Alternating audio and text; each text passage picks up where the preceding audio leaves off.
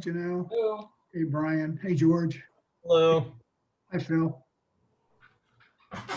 So, Brian, it appears that there were comments on the historical society thing in the packets, but they're like, I guess Robin sent 4 additional comments. So George, those are if the commission has had an opportunity to review those already, they're part of the public record. We just need to, if you don't mind indicating that you guys have received them and they're part of the record, then you don't need to repeat yourself. Oh, good. I mean, I don't mind reading, but there's a lot of them and Yeah. they're lengthy and There's an easier way to do it, and that's the easier way to do it. good. Okay, thank you. Greetings. Hey, Robin. Hi, folks. How's it going, Robin? Another beautiful Tuesday. Got the view out my window here in the background. Can you see? It's Waikiki Beach. Oh, What TV? Sure, believe that? yeah, that's Diamond Head. Back in the 1950s, I think. Oh, wait. No, Diamond Head's the other way. Yeah. It's, Yeah, I don't know. okay. You've been there. Wrong direction. That's the Royal Hawaiian Hotel, I think. Yep, antique. I used to live there 150 years ago. George, I lived there too. 1946 Ala Moana Boulevard. Right across from the Ilikai. Yeah. Yeah, there you go. I lived on the Alawai. Okay. Yeah. Sure. Yeah, I was bartending back in those days. So I would work until like 4 or 5 in the morning, and then a bunch of us would go have breakfast, and then I would sleep all day and get up when it was time to go back to work. So I didn't have much time to enjoy the beach. To really enjoy it. Yeah. Yeah. Yeah. So My hangout used to be that Yacht Harbor pub there at the Ilikai. Right? Yeah. Yeah. I remember that. Yeah. Well, I can hear you. Hey, Phil. Hi, Phil. Phil?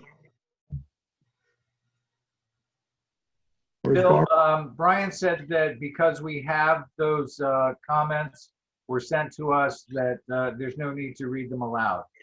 Okay. What you can do is just indicate that you reviewed them and that they're part of the record. There's no need to reinvent that wheel. We'll be here until 7 o'clock if you do. Right. Yeah. There's one that has something like 57 signatures that might be mentioned. It's actually 84 signatures. Okay. This is pro or con, I forget. Hey, Michael, how do you pronounce your last name? Whiter. Wider? Right. Okay. And Hockner? Close enough. That's close enough? You say Hirschner. I'm sorry. Is Barbara, is she attending? At least for the first application? As far as I know, yeah. Yeah, she's supposed to.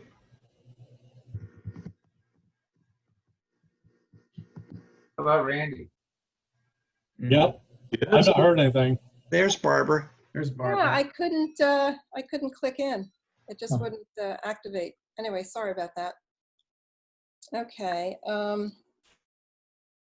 So are we set to start? Is everybody in? Bonnie? Yeah, Bonnie is just getting here. Yeah. Randy Burton's not. Okay. And Jim Abbott just sent a message saying he's in. Hi, I'm Bonnie. Yep, I'm Hi, here. Bonnie. Thank you, Robin. Yes. Okay. Janelle's handling all that technical portion for us. Good. Good. All right. So we're just missing 1, 2, 3, 4, 5, 6, 7. Who's the other one we're missing? Bill Landon. Bill. Oh. Okay. Do you, Robin, do you want to send a phone message or text message to Bill and Randy? I don't. I have to Oh, yeah, find Randy's number. Okay. Randy's cell number is 302-245-1439. And Bill's hard to get a hold of. His cell is 302-344-0892. And I'll give you his home number, 302-644-0493. And I think we can go ahead and start on the public hearing, which is the first thing. Is that okay? Hearing no response.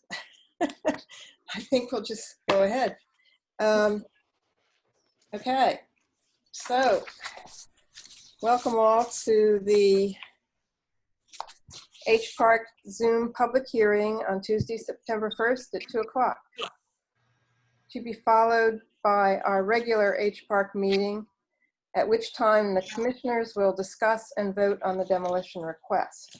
This is a public hearing and it gives the public an opportunity to make comments, ask questions, etc. I'm guessing that Brenda is here. No? Yes, hi Brenda. All gone. Hi. Hi. So you heard my little introduction. So this is a public hearing and the purpose is to give the public a chance to respond or comment about the demolition request. And I see that, just gonna interrupt you for a minute, I see Randy's asking for login information. Bonnie, are you able to forward him that email or respond? I actually didn't get the email. I came in through the city website Zoom, so I don't have the participant.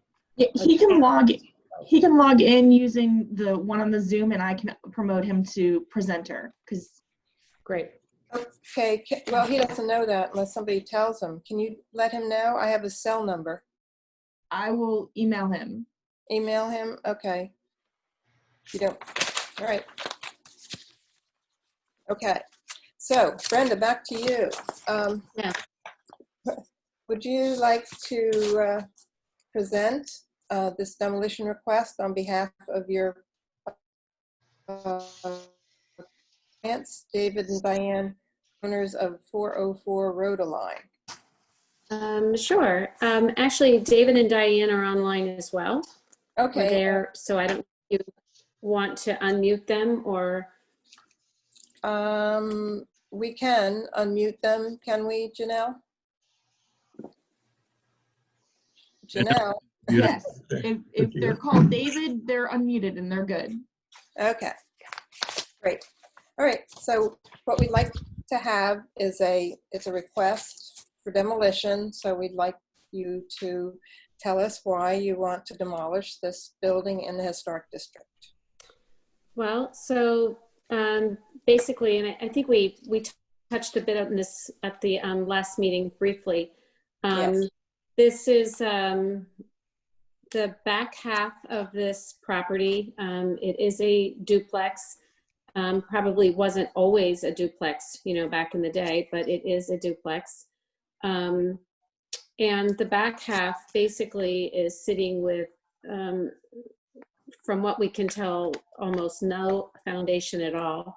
The siding goes down to the ground, and as I was saying before, you can reach your hand underneath the siding and just feel just crumbled, just wood. It's just the wood is sitting right into the ground, and the siding goes all the way down to the ground. And there's termite treatment traps, like every, 4 feet around the whole building back there. And this property had a apparently significant fire in 2004.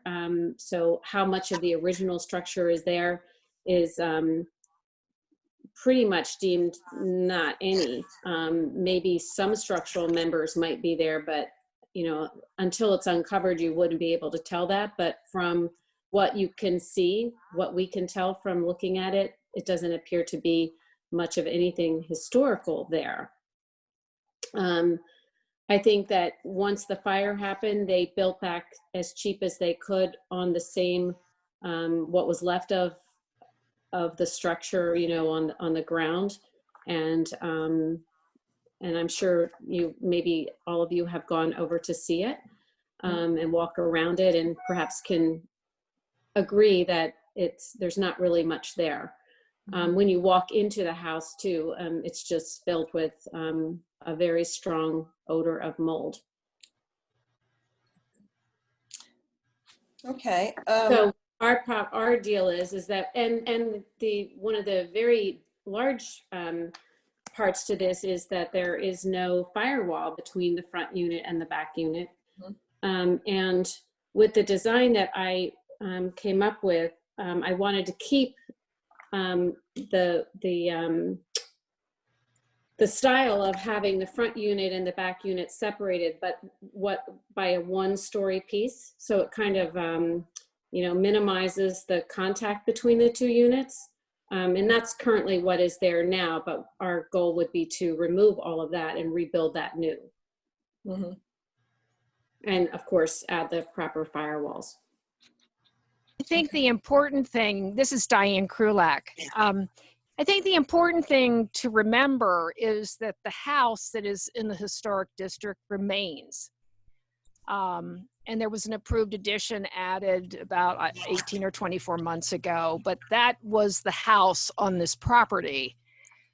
The second unit that at some point over the last, who knows how long, years, we were told when we purchased the property from the owner who had the house for over 20 years, that it was her understanding that there may have been a summer kitchen there. So structurally, even finding any remains of something like that due to the fire, which was in the living room area, I've talked with the neighbor, and he said the fire was in the living room area, which would have been dead center where that potential structure was. But it was not, because there's no foundation, our supposition is that it was not built to be a livable structure. It was meant to provide an opportunity to cook, not in the house. And that's conjecture on our part, aided by other people who have lived in the area and what they had learned when they were living there or built the house or bought the house. The interior was extensively remodeled after the fire. There was also smoke and water damage in 2004. All of the walls on the inside are drywall. There's no plaster remaining, if there ever was plaster. The trim is all medium density fiberboard with bar coating on it. The doors are hollow core masonite doors. The bathtub is fiberglass. There's nothing that remains that we would even consider would be historic that goes even back further than 2004. There's also the possibility that this originally was a stable or a barn, and it wasn't meant for human habitation. Then it was converted to a summer kitchen, and then it was converted into living space. That was all done over a long period of time, and the outside of the building is vinyl siding. The windows are replacement windows, and all the doors are replacement doors. So there's really not anything that's historic or anything that we can determine that goes back before 2004. Well, thank you, David. Thank you. Is there anything else you want to say? Otherwise, I'm going to read the 2 public comments that we received. No, Nope. I'm good. Okay, thank you. All right. So I'm going to read, we received 2 letters. I'll just read them. This letter is to provide input to the upcoming public hearing to discuss the demolition of a residence owned by David and Diane Krulac that is located at 404 Rodaline Avenue. I own the property located at 303 Rodaline Avenue and am familiar with the property. While it is in the historic district, it bears no resemblance to a historic Lewes property. There is no historic architectural features and no apparent historic structure. I have reviewed the preliminary house design and think it would be a big improvement to the neighborhood. I fully support demolition of the current structure. And that's signed by Christopher Moyer. The second letter is, we are owners and full-time residents of 125 Franklin Avenue, Lewes. Our house faces Franklin Avenue and our property backs onto Rodaline Avenue. We are writing in respect to the application of David and Diane Krulac to demolish the existing structure at 404 Rodaline Avenue and rebuild a house on that site. The current structure has no historic or aesthetic values. We have reviewed the preliminary drawings for the proposed new structure. We believe it would be in keeping with other houses facing Rodaline Avenue visually and in terms of size, and that the proposal will improve the neighborhood. We fully support the application to remove and replace the current structure, and that is signed by Colin and Ann Norman, 125 Franklin Avenue. And that's the only comments I have, unless Robin, you have something else, wherever you are, you're not there. And at this time, we would normally ask any people that are present, any of the public, if anyone else wants to make a comment, but I don't see anybody else here. I can't tell. Janelle, can you tell if there's anyone else? So what I'm gonna ask, if somebody wants to ask a question or make a comment, if they could put that in the chat, which somebody just did. Okay. Yes, and so if you're now taking comments from the public, I can allow them to speak if you'd like. Okay, yes, please. Okay, and this is Holly. Okay. Can you hear me? Yes, Holly. Okay, it's actually Randy Roberts and Holly Roberts. We're the next door neighbors. We've been here for 26 years, and we have seen lots go on in the structure of that home, and have never seen anything of quality to that back section. We were here when there was a fire.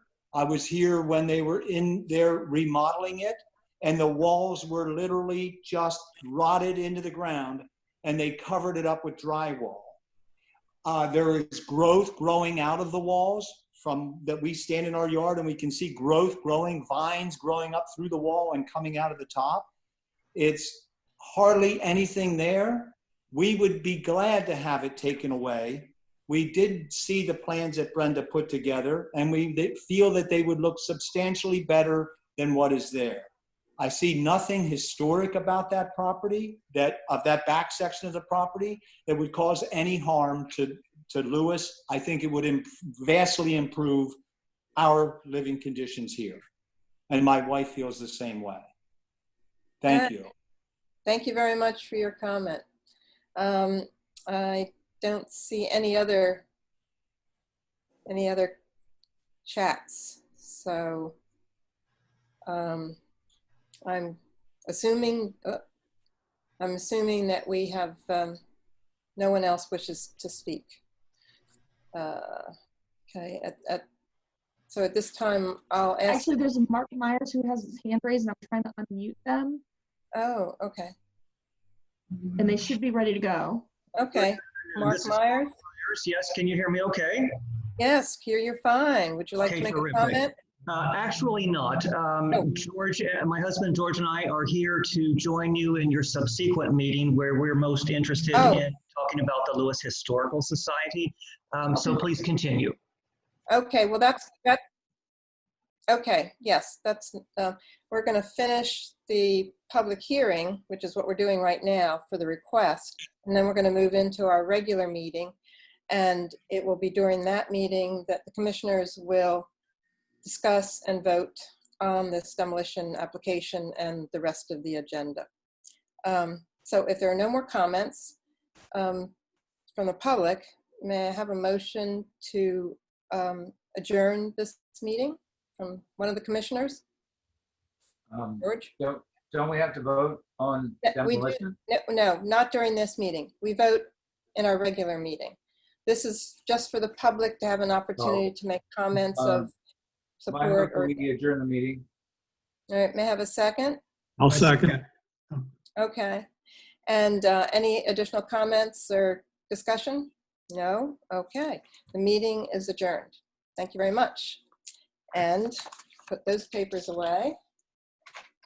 And now we go into our regular meeting. So this is, welcome everyone to the H Park Zoom meeting. Again, Tuesday, September 1st at 2 p.m. The minutes from our last meeting we would normally be approving at this time, but since our meeting was only 3 weeks ago, we haven't received them. So they'll be reviewed at the October meeting. So our first applicant, again, is 404 Rodaline Avenue, David and Diane Krulac, demolition request. And our first agenda item is to vote, discuss, and vote on the demolition request for the 404 Rodaline Avenue, the structure. So I'm going to go around the way I usually do and just ask for comments from all the commissioners. Bill Landon, I guess, is still not here. So Michael, we'll start with you. Michael, sure. Sure. Yeah, I certainly appreciate the public comment specific to this demolition. And one of the things that I've learned today, and as I walked around the building as well, is the issue that the current structure has on the safety and welfare of the community, and the whole issue of this firewall not really being there, and the mold and the termite damage, I think really would warrant approval. And the fact that it really doesn't contain any historical value in terms of the actual structure itself. So that's my take. Okay, thank you, Michael. Phil Franz. Yes, based on the presentation that this existing structure has no foundation, no firewall, the interior finishes, the doors, the trim are all modern, not historical. I will vote for, when it's time, to vote for the demolition of the structure. Okay, and I see Bill's just joined us. So hi, Barbara. Hi. Did you hear the demolition presentation? I did. Earlier? I picked up on it. Yes. Mm-hmm. Okay. Do you want me to come back to you for comments, or do you want to make a comment on? No, I'm comfortable, and I'm okay. Research it and all. I feel like the other commissioners. You know, when you look at the build of it, it does not look historical, and given the fact that it's on the ground, and the other side of it, the age of it versus the part that we're saving in the front, which was 1800s, that we're saving. So I'm happy about that. And I think the enhancement we're making to the back, I think it's a great addition to the community. And I too saw the comments from those living around there, and I concur with that. I don't think they're saving any part of that building. That was my understanding. I think it's Franklin side. Franklin. Wait, yeah, because it's a condo, and so it's the second unit. So they are saving some of that building, yes. Yeah, unit 2 is being completely saved. Yeah. And unit 1 facing Rodaline. Okay. Yeah. All right. Good. Randy, want to make any comments or questions regarding the application? Well, I mean, I just think that I think it's pretty clear that within the standards, when you look at contributing, non-contributing structures, that this building clearly, although it may be old and it got run down, that it is not contributing much of anything to any aesthetic value or to the historic district. And quite honestly, I think that the plans that the owners have commissioned Brenda Jones to prepare are going to be a huge improvement to that section of Rodaline Avenue, and I would vote in favor of removal and removal of existing completely in that backside, and a rebuild that is much more in keeping with the historic aesthetic of Lewes. So I'm full support of remove that old thing and let's get something pretty back there. Okay, George, any comments or questions? Yeah, no loss, tear it down. Oh my, gee, that's pretty brief. Says it all. I should learn brevity from George. Oh, okay. And Joe? Yeah, I did a walk around last month when it first came up on the agenda, and this, I'd say the sooner the better for removal. Okay. All right. It could go away. And my comments are along the same lines. I am concerned about the safety and the quality of whatever is standing, and the fact that it doesn't really have historic justification. So I would support demolition also. Now, before we have any additional discussion or vote, I see that Holly has asked if she can speak again. So. No, I think that was originally. Oh, that was before? That was her original, yes. Oh, okay. Yeah, there's no new chat. Yeah. Okay, all right, very good. So is there any other discussion to be had before we take a vote? No, okay. So I would like to have a motion to approve the demolition as requested. I'll make the motion that we approve the demolition for the structure as presented at 404 Rodaline. Okay, may I have a second? I second. Okay, and all in favor? Aye. Aye. Okay, opposed? Madam Chair, I would ask that each council or commissioner go around and You provide want a, to call it? Okay, and if someone says it better than, if they like the reasoning that another commissioner provided, it's totally okay if they say that. oh, okay, very good. Okay, we'll start with you, Bill. You want to give us your reason? Okay, yes. From an architectural standpoint, from a preservation standpoint, I don't think this building is one that we would want to preserve, because it just looks like it's got modern materials. There's no real character to it, and the fact that it's on the ground, I think it'd be better to demolish it.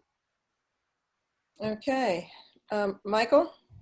Yeah, again, referring to the City Code 19759, the criteria for reviewing an application, I think that if the application is to demolish all or part of a structure, the effect of the structure on the health, safety, and welfare of the city needs to be considered. And I vote, because of what I've heard here today, I would vote to approve the demolition because of the safety concerns. Great. Phil? Yeah, based on the presentation, the foundation there is none. It's right on the ground, and the materials used exteriorly and interiorly are not historic by any means. And also, I agree with Michael Wiedner. And so for those reasons, I vote for demolition. Okay, thank you. Randy? For the reasons stated by the previous commission members and in keeping with our charter, I agree this building should be removed and a better structure replaced in its stead. Good. George? I'll just echo the same as the other commissioners. Okay. Tear it down. Okay. Joe? As per all the previous comments, tear it down. Okay. I agree. Also, for all the reasons that have been stated, following our code, safety and welfare of the public, and contributing, and then it does not contribute to the architectural history of the town.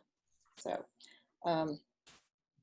again, so we have unanimous vote. Did we actually vote? I'll take a vote. All in favor? We already voted.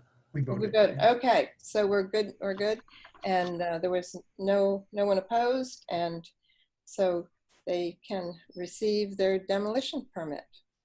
So are we also approving the plans as presented at this same time? We're not going to make the Cornwells come back for another presentation. No, we're doing that now. That's all We're doing that. We're doing that right now. on the agenda. Okay, thanks. Yes, it's on the agenda.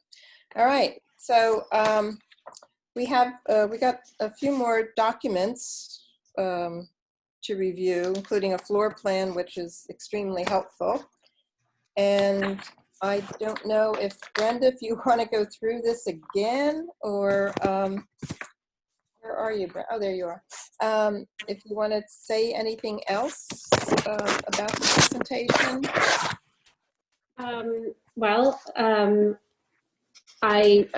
So after our last meeting, speaking with Robin, there was a little issue with the size of the building because we originally were going with 8-foot setbacks, but realized because it is a duplex, we would go with have to go with 10-foot setbacks. So I had to make a few compromises on the size of the house from the original application that was submitted. So on the left side of the house, when you're looking at it from the front of the house, the little bump out off to the far left is now 3 feet. It was 4 feet. Okay. So that has changed a foot. And then also the screen and porch used to be 16 feet in depth, and it is now 13 feet in depth. You can also see that if you look at obviously at the floor plan, but then also at the survey. So we made sure that, we're within our survey bounds. And that was just something that Robin had picked up after our meeting Okay. Last month. I'm sorry. Okay. So anyway, the setbacks are shown on the survey that you have. Mm-hmm. And the screen and porch is smaller than it was. Mm-hmm. Okay.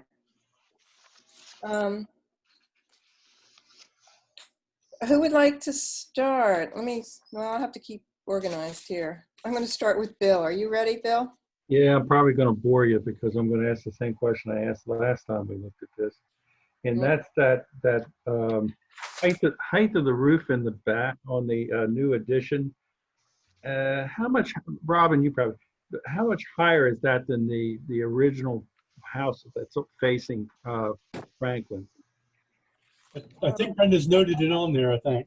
So what I have noted on the survey, it's actually on the survey, but it's also on the sheet 1 of the elevations. Mm-hmm. It has the Rodaline Avenue.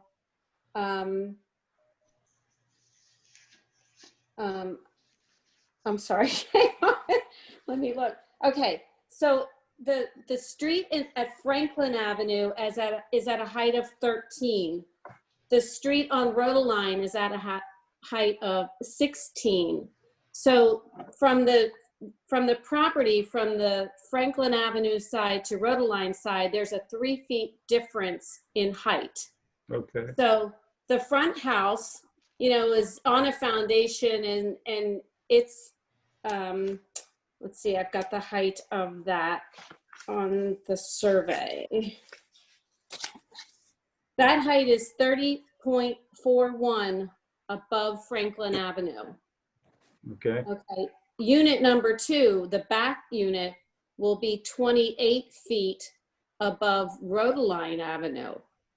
So even though it looks higher on the plan, okay, because Rodaline is a lot higher, 3 feet higher than Franklin, the actual house is not as tall as the front house, but on the plan it looks like it is because the street is higher. It's only about a foot difference, I guess, right? Exactly, yes. Yeah. Now, one other question, Barbara, and then I'm done. The trim around the windows on the Rodaline addition and the trim around the windows on the Franklin building, do they match with, are they close to matching? Well, the trim on the windows on the Franklin side, there basically isn't any because that's vinyl. I believe there's still vinyl windows and they're vinyl trim, like just the J channel around the windows because it's vinyl siding. Okay. So there isn't really any significant trim other than maybe the couple windows that are up in the gable ends. Yeah. Okay, so there's not much we can do there. No, And I there's think not what, really, I mean, yeah. Probably if that vinyl on that front unit on Franklin was removed, we'd probably see maybe remnants of, you know, siding and trim, but there's nothing, everything's covered up. Yeah. Now, one of the things, just something that's in the back of my mind, is the porch over on the Franklin addition or building. Were we going to do any work with that? No. I didn't think so. Okay. Okay, that's all I have, Madam Chair. Okay. Michael. Yeah, no, I think that this plan complements the streetscape on Rodaline, and I think that the design presented uses materials that have all been previously approved. The Hardy plank siding, smooth side out, the Anderson 400 windows. I also appreciate the fact that they're going to be using the 6/1 simulated true light windows over the top, which is sort of keeping with the overall, I'd probably say, you know, turn of the century design. And other than that, I think it's a very, very nice replacement for what's currently there, and I think it will enhance the overall streetscape. Great. Thank you, Michael. Phil? Yeah, looking at the front elevation and thinking of the scale of the other houses on the street, right next door and on the street, I look at the gable that's on the roof, that's on the that's on the right side of the proposed addition. And then there's a corner board on the right side, and then there's a corner board on the left side of the gable, but there's no corner. There's no break in that wall. And I just wondered, all through the historic district, we have a scale of mostly small houses, and not having a break in that wall, and it's over 30 feet wide. I wondered if we could at least where we put in where there's a corner board indicated and no corner, is there any way to have that gable and corner and that portion come forward 12 inches or come forward somehow so that we can mimic the scale of the neighborhood houses and the historic district. That's one comment I have. Another one, I look at they look like sliding glass doors in the porch. That's not very historic. I wonder what could be done could they be hinged doors with divided glass? Brenda, I don't know. So what I could do there, I'm not showing any grills in those windows because that's a screen and porch in front of it, or in the sliding glass door. I mean, I could certainly put panes in the door in the glass, and the sliding glass doors tend to give, I mean, you can get a profile that looks more like French doors. But the purpose of that was that they could have the large door where the two center portions slide into the other two. So it gives a continuance of the living room right to the porch, you know, of a 6-foot opening in there. That's why we. So, but wouldn't it be more appropriate to have divided light so that it begins to mimic or complement the double hung windows all across the front elevation and your front door? Yeah, I can certainly add grills to that. And it just seems that French doors would be more appropriate than sliding doors. I know it's behind a screen, but that doesn't merely make them not visible. Well, I mean, there could come a time when they take the screens out.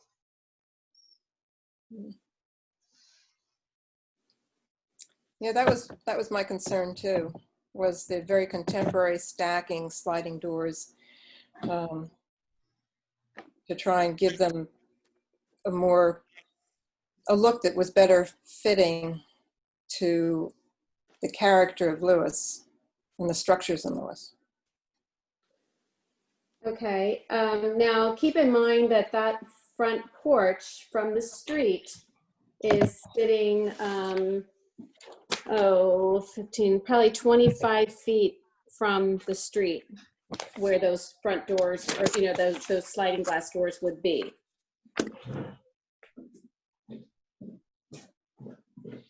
I know, but it's still part of the front streetscape, still part of the streetscape. Anyway, why don't we move on and see if we can see what everybody else thinks. Also, on the porch, the columns, there's no capital or base noted. That would give it a colonial feel. It's just a tall, thin rectangle, period. I'm just looking for the front of this house. The massing is very nice, but I was looking for the front of this house to be more in keeping with the rest of the street, and the sliding glass doors, the columns don't say historic district.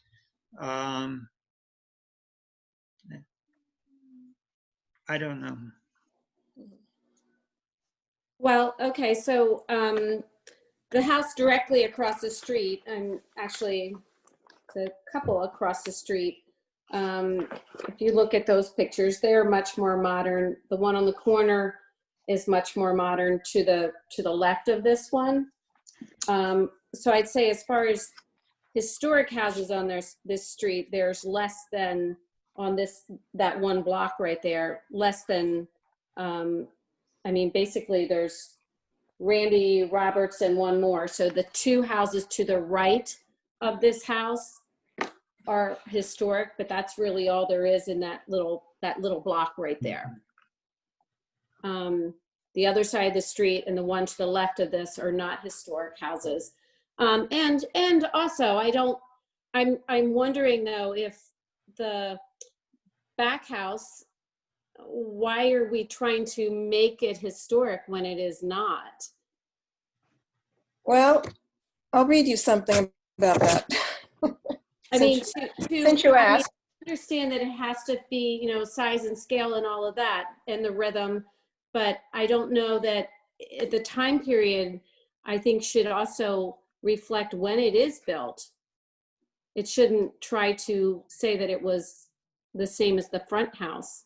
Well, I think new construction in the historic district rarely does it ever fool anybody. You know, new construction has a certain look to it. And part of our guidelines, which is 197-59-9, talks about a proposed new structure or any alteration to an existing structure or historic property shall conform to the code, blah, blah, blah, To assist in preserving the historic character and the historic fabric of the city of Lewes, it should work in conjunction. You know, it should continue. I'm just going to skip a couple of sentences that don't really pertain. But the goal is to maintain the harmony within the streetscape. And to this, we're going to focus on, H Park is charged to focus on the height, rhythm, scale, and proportion as issues. And that's one comment. Yes, and also in the standards, it says shall be used by the H Park in preserving the district's architectural integrity and ensuring compatibility of new construction with existing bodies of distinctive Lewes historic building styles. So yes, it is important that it blend and be compatible and with some of the similar features. So yes, it needs to be compatible. Phil, do you have anything else that you want to say? I'm going to move on. Me? Phil. Did Phil? I still go back to my original comments of, is there a way to have a break in the front elevation where you have a corner board and there is no corner? And also the sliding glass doors, they need it? Why can't they be French doors and divided lights and panel at the bottom? And then I look at the front door. I'm sorry for going on, but I look at the front door and I wonder, it's jammed in a corner. Can it be moved over a little? Can the French doors mimic the front door? Again, it's just here's an opportunity to place a house addition, a house in the historic district. Why don't we make it look like it belongs in the historic district and the neighborhood? Mm-hmm. Is that it, Phil? That's it. Okay, Randy, you have some comments on this application? Well, I think that one of the challenges that we face as a body when we're dealing with a new construction building such as this, and also different sections of the city, is that they're not all the same. And that to the designer's point, this house is designed in the scale and the rhythm of what Rodaline Avenue looks like currently. There are no really historic structures on that area of Rodaline Avenue because it wasn't built. There was nothing that looks like Jefferson or Washington or Market or Second or Front. They just don't exist over there. I mean, there's a house over there that I built in 1990 that's wrapped like a loaf of Sherman bread. It's not, you know, historic at all. It was brand new. And so, but I think that the challenge we face as a body is how do we enforce a historic character and follow our guidelines? Our guidelines say follows the rhythm and scale. So when I look at this drawing that Brenda has produced for this client of hers at this location, it follows the rhythm and scale of what you will find on Rodaline Avenue. And although there are some things about it that I could easily say are not necessarily historic in nature, like the stairs that aren't brick or stone, and there would have never been stairs like this on an old historic structure, or maybe the glass doors that Phil brought up. I don't think that there's a lot that we have as a body that we can say critically is wrong or doesn't meet the standard when I look at this. You know, would it be nice if Brenda and her client could change those regular sliding doors to French wood gliders with mullions in it? Sure. Do I think they do that? More than likely, I would think that they would. But you know, I don't think that we can. I don't think we have the authority to dig beyond that because one of the primary criteria, and the thing that I complained about a month ago that I didn't think we had in some of the other applications we were dealing with then, is this addition follows the rhythm and scale of that historic district area of the city and our guidelines. So I would vote to approve it with a couple of very small tweaks that might cost the client a couple $100. And otherwise, I don't think we have, I think it's a beautiful design also, Brenda. I think it looks great. So that's what I have for this application. Right. George, what are your thoughts? I just want to, I concur with what Randy said. And I want to point out the sliding glass doors. I've seen designs of sliding glass doors that sort of mimic French doors. So I think what's important to understand when you say put hinged doors on there is you have to realize the amount of square footage that you are taking away from the owner's ability when they open those doors. You know, they can't have furniture placed in that. I'm assuming that that's probably not a very big room to begin with if you're living in the inside. So that having been said, that I think that if everyone wants to see something that looks like French doors, there are sliding glass doors that could mimic that. And with regards to the comment about the posts, I'm looking at a couple of these pictures on other properties. I mean, pictures that were provided. A house on Rodaline, and then also another house on Franklin, where they're just square columns. There's nothing artistic there at all. So I commend Brenda again for her wonderful designs, and I think that the presentation is acceptable. It does fit in with the rest of the street. Okay. Thank you, George. Sure. Joe, you have some thoughts to share? Joe? You call me? I did. Oh, okay. Sorry, you just fainted a little bit there.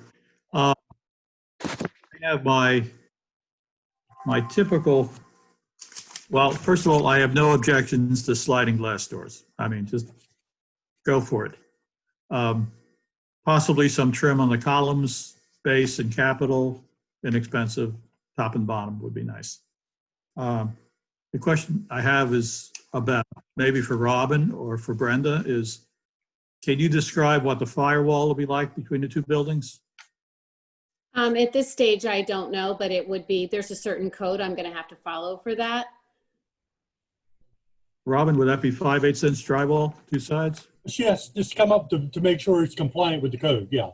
So more likely, a lot of times they put 5/8 in there, but there's ways of just ensuring that the firewall is there. Yeah, because once you do the demolition, that existing back wall of the other house will be exposed, and that's the time to get half of the drywall up and then complete it on the other side. The other, right. There would be a portion of the roof line that would also have to have some type of fire rating as well there. extended up to the underside of the roof. Okay. The other question, you mentioned termites in the building, and once you have the exposed footprint, it'd be the time to turn loose a termite treatment on the whole footprint, and particularly against the adjacent building that's remaining. Just soak it with killer chemicals. Brenda, will there be a crawl space under here? Yes, there will be a crawl space. Okay. Do you have any idea? I'm assuming the whole new building will be air conditioned. Do you have any idea of a placement of the exterior condensing units? Probably either under the kitchen windows, okay, which is on the left side, or behind, like where you see the range in the kitchen on that wall back there, somewhere along in there. They cannot be in the side yard setbacks. Okay, possibly screened by bushes or something. Right, but they won't be allowed to be on that right side, in the side yard setback. Okay. Will Well, I recommend that no vents be visible from the street, rooftop vents, exhausts. Any plumbing vents should be on the back. Yeah, that shouldn't be a problem at all. Mm-mm. The existing house, well, it has existing window AC units and has a big rooftop antenna. Hopefully that's going away. That I don't know if we have any control over that. Okay, all right. And inside the house, is there any type of utility room, or how do they? Commissioner, we don't speak on the interiors. Oh, sorry. Okay. Moving on then. Thank you. Okay. All right. I have a few comments and questions, Brenda. Or I can't hear you. You can't hear me? I have another question. Okay. I just wondered what the material was going to be on the 2-car parking space in the front of the house. Is it blacktop? Is it concrete? Is it stone?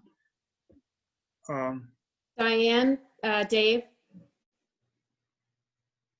are they muted, unmuted? Yeah, no, we're here. Go ahead. Okay. Do you have an idea of what your parking surface will be? Stone, blacktop, concrete, pavers? I was leaning towards stone, but we really haven't discussed that. Okay. I'm not a fan of blacktop. Well, I think that the stone or some type of pervious pavers are the way to go. You know, because we all have water issues here. Crushed shells? Well, Shells? Yeah, seashells. But I think they can maybe get back to us when they decide what that's going to be, and Brenda's recommending a material that will allow drainage. Is that correct? Yes. So is the driveway surface materials, is that something that is in your, that's new? Yeah, no, not really. I think this was Joe's or Phil's conversation. Okay. It's not on our checklist. So, okay, but I appreciate your, Brenda, your concern for our continual flooding issues. Yeah. So, okay. All right. So I just had a couple questions. I was trying to go through, you included a lot of colors, which we're reviewing now.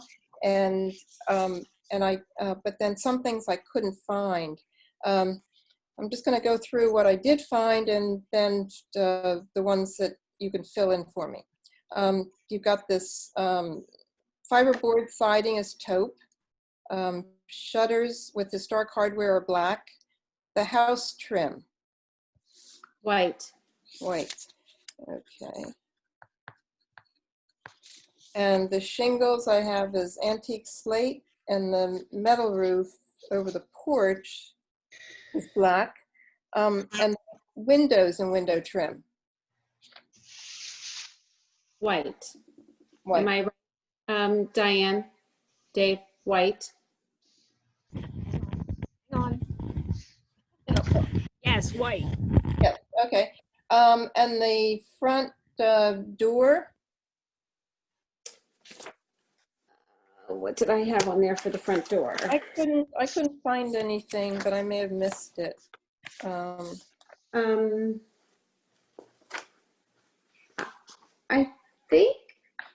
I think it was going to be like a stained. Did I write that down somewhere? Hang on. I did. Oh, siding color, roof, shutters, black. Front door color. Dave, Diane. I don't know. We hadn't even thought about that. We were still on demo. I know. You know, we want to go too far if we didn't get a demo permit. Absolutely. Heaven forbid you pick out a front door color. I know, really. I don't know. We're pretty. Well, that's open. okay. No, that's okay. We'll get back to you on that. That's fine. That's fine. Yeah, I think we're going to develop some kind of color and materials list that's a little easier for the applicant to kind of check off and fill in. And even if it's to be determined, you know, you can do that. And then you can, for the file, when you decide, you can just submit something to Robin. Okay. On the post, the porch post, you have wood color. And I figure that leaves a lot of options. I have wood color? Yes, you did. On Where the, did that? yes. Where's my stuff here? Because it's, well, so that would be the composite decking. So it would be like a natural wood color. So, I mean, that could be a brown or a grayish, and that kind of all depended. At that time, I wasn't quite sure what the color of the siding was, I think. So it would look as much like wood as, you know. Okay. All right, so maybe coincide with the front door. Okay, I'm just gonna put gray/brown. And you've got the railings, black. You've got the steps and decking, wood color again for the treads. And exterior lighting that you have next to the front door, is that, you have a finish for that yet or not? I would imagine it would be like an oil red bronze color. Where did you see the black on the? On what? Did you say the railings black? Yes, that's what I read.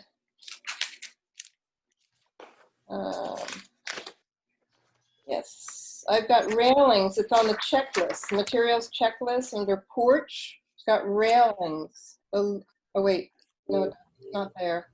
Someplace else I saw black. It's not black? I didn't have anything for the railings. The railings on the porch. So I would think the railings on the porch would be the same as the railings on, you know, the trim on the posts. I don't think that I put anything, I don't remember putting anything black on there. Okay. Is color part of our purview? Yes. Yeah. Yes, a review process. It's part of the review process. And the idea is, you know, just to kind of stay consistent with the historic palettes. Just to clarify, previously when it was just the HBC, no. When the combination of HBC and CARC happened, CARC was always could review colors, and that was kept in and combined. Mm-hmm. So the commercial moved into the total historic preservation when the two merged. That commercial requirement. That's why I was asking, because it did not used to be part of the residential requirement. You're correct. Yeah. Okay. You're All right. right. That's why I was confused. All right. Thank you. Mm-hmm. Papers just landed on the floor. Hey, Barbara, at this time, the railings would be the same as the trim color and the column color white. Okay. I don't recall writing black anywhere for that. I just may have misread it. Okay. All right. So that's white. All right. And the decking is wood color, and that's going to be gray or brown or something. And the exterior light fixture, you said perhaps a bronze color. Yes. And the sliding porch door, that's going to be white like the windows? Yes. I think on the cut sheet, it said it could be white or dark brown, bronze. Okay, so it'd be white. All right. Okay, then a couple other questions. I too think it would be nice if the sliding doors had grills just to soften it and so it didn't read as didn't look so contemporary. Also, it always concerns me when we fake a corner, such as the corner board that Phil was talking about. It's a flat plane. The whole front of the house is the same plane. And then all of a sudden to put a vertical strip just seems artificial. And that looks good. And so I would ask if you would consider either not doing that corner board or actually pushing the wing out so you actually had a corner and it was defined, a foot or more. Also, the front door is really squeezed into that corner, meaning when you're in there trying to get your key in and everything, it's just extremely tight. Visually from the street, it would have a more pleasing look if it were centered on that wall space between the post of the screen door or the screen porch and the edge of the house. It just would be a lot proportionately. And I think, see what else I had. The reason the door is moved to the right a bit is because we have a coat closet at the front door. And so the door would swing open and lay up against the coat closet. Well, and it aligns nicely with the upper window above it as well. Well, you've got an overhang roof there. I think from a functional standpoint, it's just awkward. But okay. And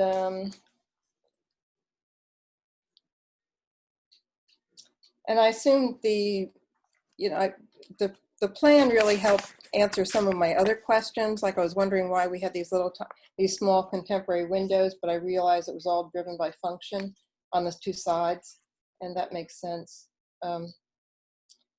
So I think that would be it. So I guess the question for me is, of the concerns that were raised, which weren't very many, and I too agree with everybody. I think it's going to be a huge improvement to that streetscape. It's nicely proportioned. It has a nice feel to it. I just am really concerned when people artificially create a shape. And I think you're trying to define that end of the right side of next to the porch as being protruding. That's how you want even your little rendering. The shadowing makes it look like it comes forward. So I would like to know if you would consider bringing that. I know Phil brought it up strongly as well. And so what do you think? Diane and David, do you understand which area they're speaking about?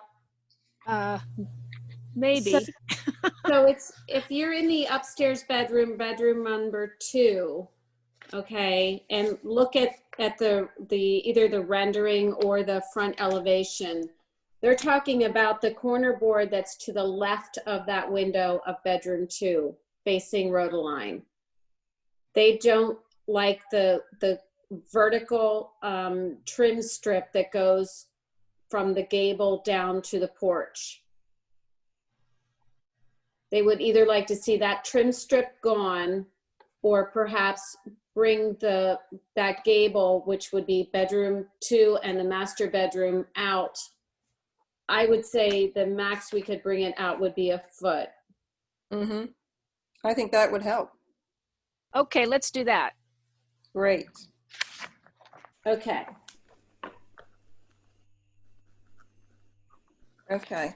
Yeah, I think that will really pull it together. Sorry, can you repeat the change? I'm sorry, what? Can you repeat the change? Yes, the right side of the front elevation, that's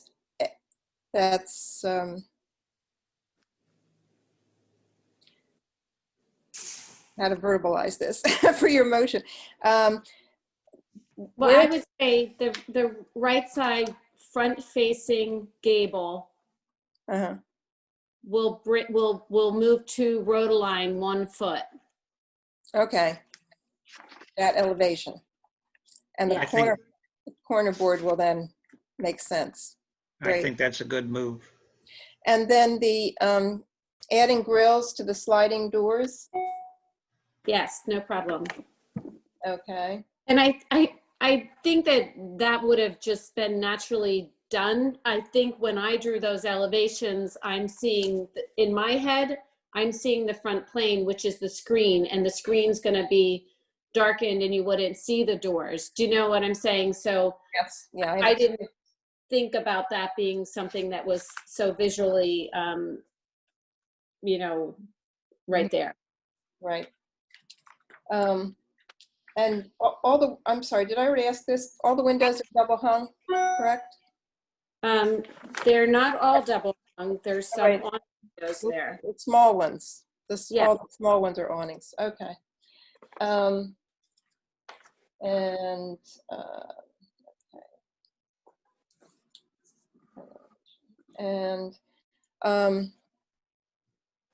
the door, centering the door, there's not a possibility of a coat closet being elsewhere?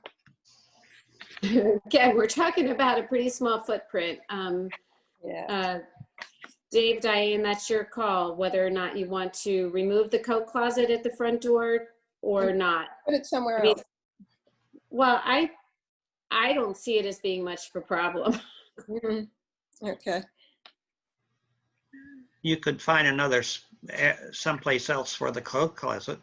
That's not necessarily true. When you start getting into the interior of someone's home, and the amount of square footage that they have, it's just not that easy. It sure would look great from the outside, but people have to live inside the home. Well, and currently the window and the door line up perfectly. I mean, I don't see a necessity for us to ask them to center that on that wall. That wall is just a space that's left over from the porch, but it doesn't have any specific rhythm to the front of the house. They'd have to move the window on the second floor over proportionately as well, in my opinion. If you're going to have them move the door, then they're going to have to move the window. No, I don't think so. I don't think so either. No. Sure, because then the window is going to be off center right now. It's stacked up as a 2/2, and it But there's no two windows on the first floor, so you don't read it the way you do when there's, pairs of windows on 2 floors that line up or don't line up. And if you put stronger trim around the front door, a piece of crown molding across the top, that separates it from the second floor window. Visually, it separates it. You can leave the second floor window where it is and trim out the front door, move it over and trim it out, and it solves the problem. And it has an overhang too that breaks up that front elevation. Well, I can also tell you that no one is ever going to see that unless you're walking down Rodaline and you stop right in front of their front door and look at the front of the house. Otherwise, you're not going to see it. It's not the prominent part of the house. The only thing I'd like to interject is we live in a house that's close to 70 years old now, and there's a little teeny weeny coat closet. You can't even put a coat in except on an angle. And the big grandstand I did with Brenda is I gotta have a coat closet for the rest of my life. And there isn't another place unless we want to go into our bedroom and hang coats in our bedroom, which is what we do now. So I really need to solve and have a conveniently located coat closet. So I would just say to Brenda, I don't know where it's going because we've been through this now multiple rounds, and it's where it's at because there isn't another space. This is what, like 1,800 square foot house? It's just not big. Wow. So I understand the concern. I don't know how to solve it without compromising the size of something else. You'd have to, yes. I mean, every time you make a change, every action has a reaction. So you would have to put it in another space. Like you'd have to forfeit the area to the right of the refrigerator, and that becomes a closet. Right. Well, again, let me ask, design the interior of the house for them. So I think with, they've justified why they need the door where it's at. I understand. I understand. Can I ask you another question? You only have one entrance and exit to the house, right? Yes. Okay, that's. Well, I mean, If you count the French doors or the sliding doors on the front, that's 2. Okay. Okay. And we have egress window in the bedroom. Upstairs? Well, all bedrooms have egress windows, yes. Okay. Okay. All right. I just didn't, was just curious whether there was a code with requiring 2 exits. I'll handle the building code. I understand. Okay. All right. Anybody else have any questions or comments? Okay. I think we're probably ready for a motion. And from what I remember, George, we're talking about putting window panes in the sliding door. Yeah, I have, just before we get into the motion, so the motion said correctly. The first thing was that the right side of the front gable will be extended towards Rodaline by 1 foot. Mm-hmm. Oh, Yeah. all right, well. And then a grill to be added to the sliding doors. To match, Okay. yeah, match the grill pattern. Well, Okay. then, heck, I think we're ready. All right. I Is there think. somebody want to make a motion? Michael? Yeah, I move to approve the plans as submitted with the revisions we just discussed. Moving the right side front facing gable. We'll move the right facing gable to Rodaline 1 foot and adding grills to the sliding glass doors. Okay. Second. All right. Any discussion? All right. And we're going to canvass everybody for our vote. No sense in doing it twice. Thank you, ma'am. So, Bill, we'll start with you. Thank you. Yeah, the rhythm and scale is really great. I think this is a super addition to Rodaline. Brenda, you did a great job on the design. It's going to be a good addition to the street. And I think that with a few minor changes that we made there, it's going to make it even better. All the materials are in conformance with what we have already approved for a historic district. I'm excited by it. I think it's a great deal. Good job, Brenda, and also the residents for working with us on this. We went back and forth with some changes here and there, and you worked with us. And now you're going to get your door where you want it, and you're going to get your closet where you want it. And I'm very happy for you. Okay, thank you, Bill, for the additional humor as well. Let's say next is Michael.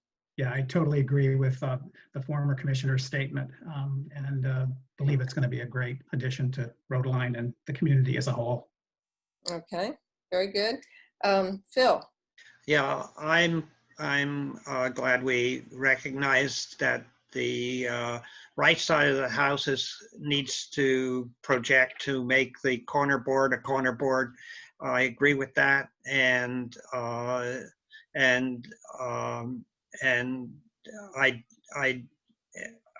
vote yes. Right. True. All right, Randy. In accordance to all of the comments made by the other commissioners in 19756 that defines our purpose and the definitions, I believe that Brenda's done a great job.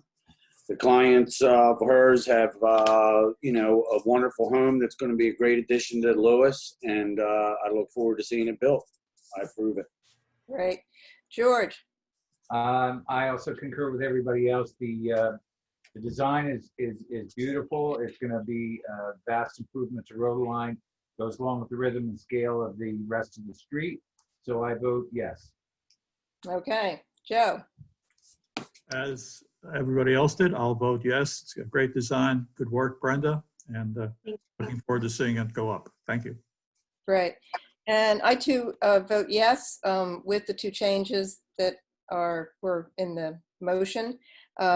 I think it's the proportions are really great, and it's by moving that one part forward, so the corner board has a corner. I think it's really going to be a very nice addition to the neighborhood and to the historic district as well. So I vote yes. So we have 100% vote, and so we have, it's a go.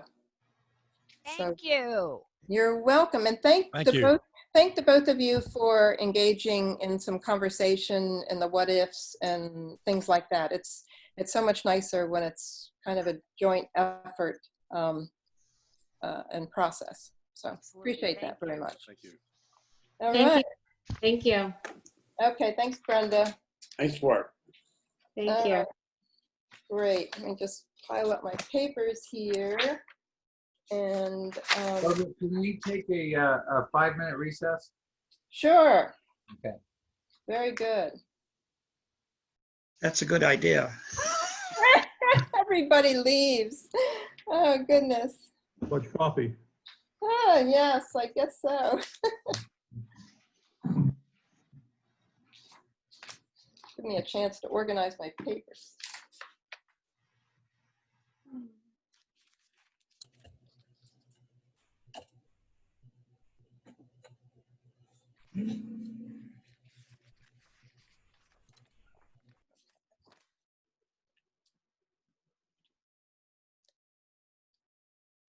Randy, no break for you? My break is on business. I'm just, Okay. yeah.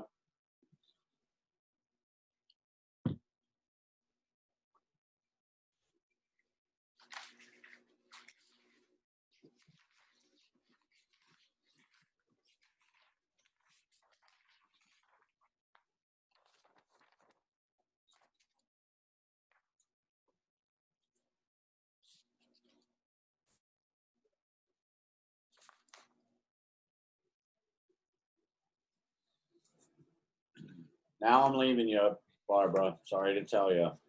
Oh, you're leaving, completely leaving? No, just for a minute. Oh, well, hurry back. Thank you, much needed. Okay. Oh, we have to wait for Randy now. I think everybody went to the bathroom. Yeah. All the guys, anyway.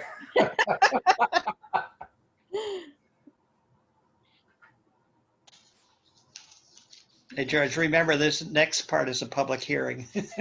Yeah, yeah. Well, the whole meeting is public. You know that. Yeah. The whole meeting is public. This is not a hearing. It's just an application, the next one. Well, Brian said that if the public comments were already submitted, they don't have to be, they're part of the record, so they don't have to be read. Oh, that's what you're talking about, the public comments. Okay, Yeah. I didn't know that. Only because there were so many of them. I mean, I don't mind reading them, but there's a lot of them. So what? Okay, I didn't realize that, because I think if we were in a public forum, I think we would, but that's Brian's call. It's part of the record. The public comments are part of the record. Any new ones that are, received today can be addressed today, but the ones that we've received prior to the meeting are part of the record, provided the commission's had an opportunity to review them. So. Okay, and even the ones that everybody just received today, that we emailed today? Yeah. Okay. Provided the commissioner, I believe Robin sent those around. Yeah, before the meeting. Yes. So. Yes. So we're waiting for Randy to return. Ah, no, that's Bonnie. Nope. Bill, you're muted. Who's muted? Bill is. You look like you're trying to talk, but he's muted.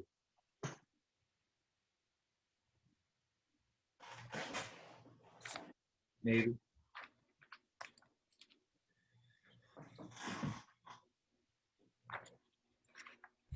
I can't wait until we are able to get back into one room. I like this. That'd be nice. That'd be nice. Bonnie, you're muted. Bonnie, I miss your cat. Hey, Bill, you're muted. Yeah, I see what you're saying now.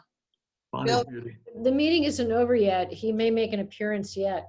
Oh, good. We miss him. I miss him. Okay. Bill, you know that you're muted, right?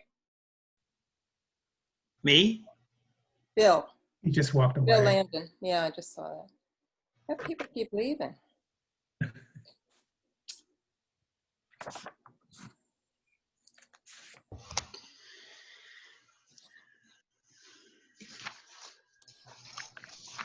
We're just waiting for Randy, right? And for Bill. Oh, I just have a suggestion. Yes? If people want to talk, they can also write their comments in the chat because we are recording the Zoom meeting. So any written comments in the chat are also recorded. Okay. So that's a great way to get comments in. And it's also a great way for me to recognize who wants to say something. Okay, great, Janelle, thank you. Thank you. Well, you can delete the comments about the bathroom break. I don't think that was part of the chat. Yeah. Yeah. All right. Hear me now? Yes, I can hear you now. We're just waiting for Randy. Sorry. Anyway, I was telling Robin I had a gigantic bug in the packet. My wife thanks you. I don't know how it got in there. Ooh, real bug. Yeah, I brought it home and I opened it up. You know, I opened it up and out came a great big bug. Oh. Did you keep it? Well, the wife's still alive, barely. Whoops, you froze. She's afraid of everything that moves. I hate bugs. I hate bugs. Okay. I know they serve a purpose, but gross. Yeah, they do. We have a praying mantis living on the screens, on our screened-in porch. It's been there for about a month. Those are good luck. Yeah, they are good. It hasn't moved? I'm sorry? It hasn't moved? It doesn't move? Oh yeah, it moves up and down. Oh, okay. It goes after flies and things that land on the screen. Oh, cool. It's amazing how fast it can move. Yeah. Hey, I'll trade you my turtle for your praying mantis. Well, dragonflies. Here we are. Okay. All right. Randy's back. Randy's back. So we're going to move to the next presentation, and I am going to recuse myself from the review of this application because I had a long-standing close association with the Lewes Historical Society. And Phil Franz, the vice chair of H Park, will chair this portion of the meeting. So I'm going to mute myself and turn off my video as soon as I stop video. And Okay. Okay.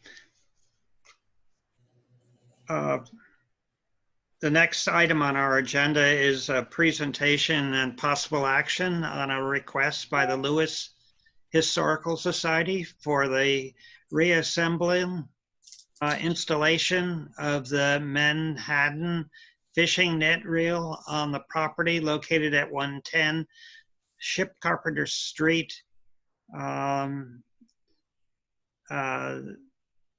SCTM 3305-8.07-285.00, C/H. Who is going to be making the presentation for the Historical Society? Is there anybody online?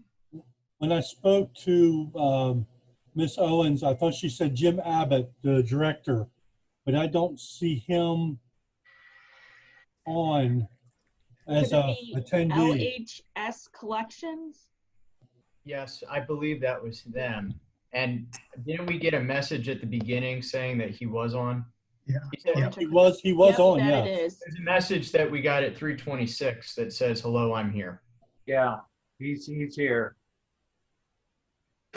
Yes, to unmute. You're good. Can you hear me? Yes. Yes.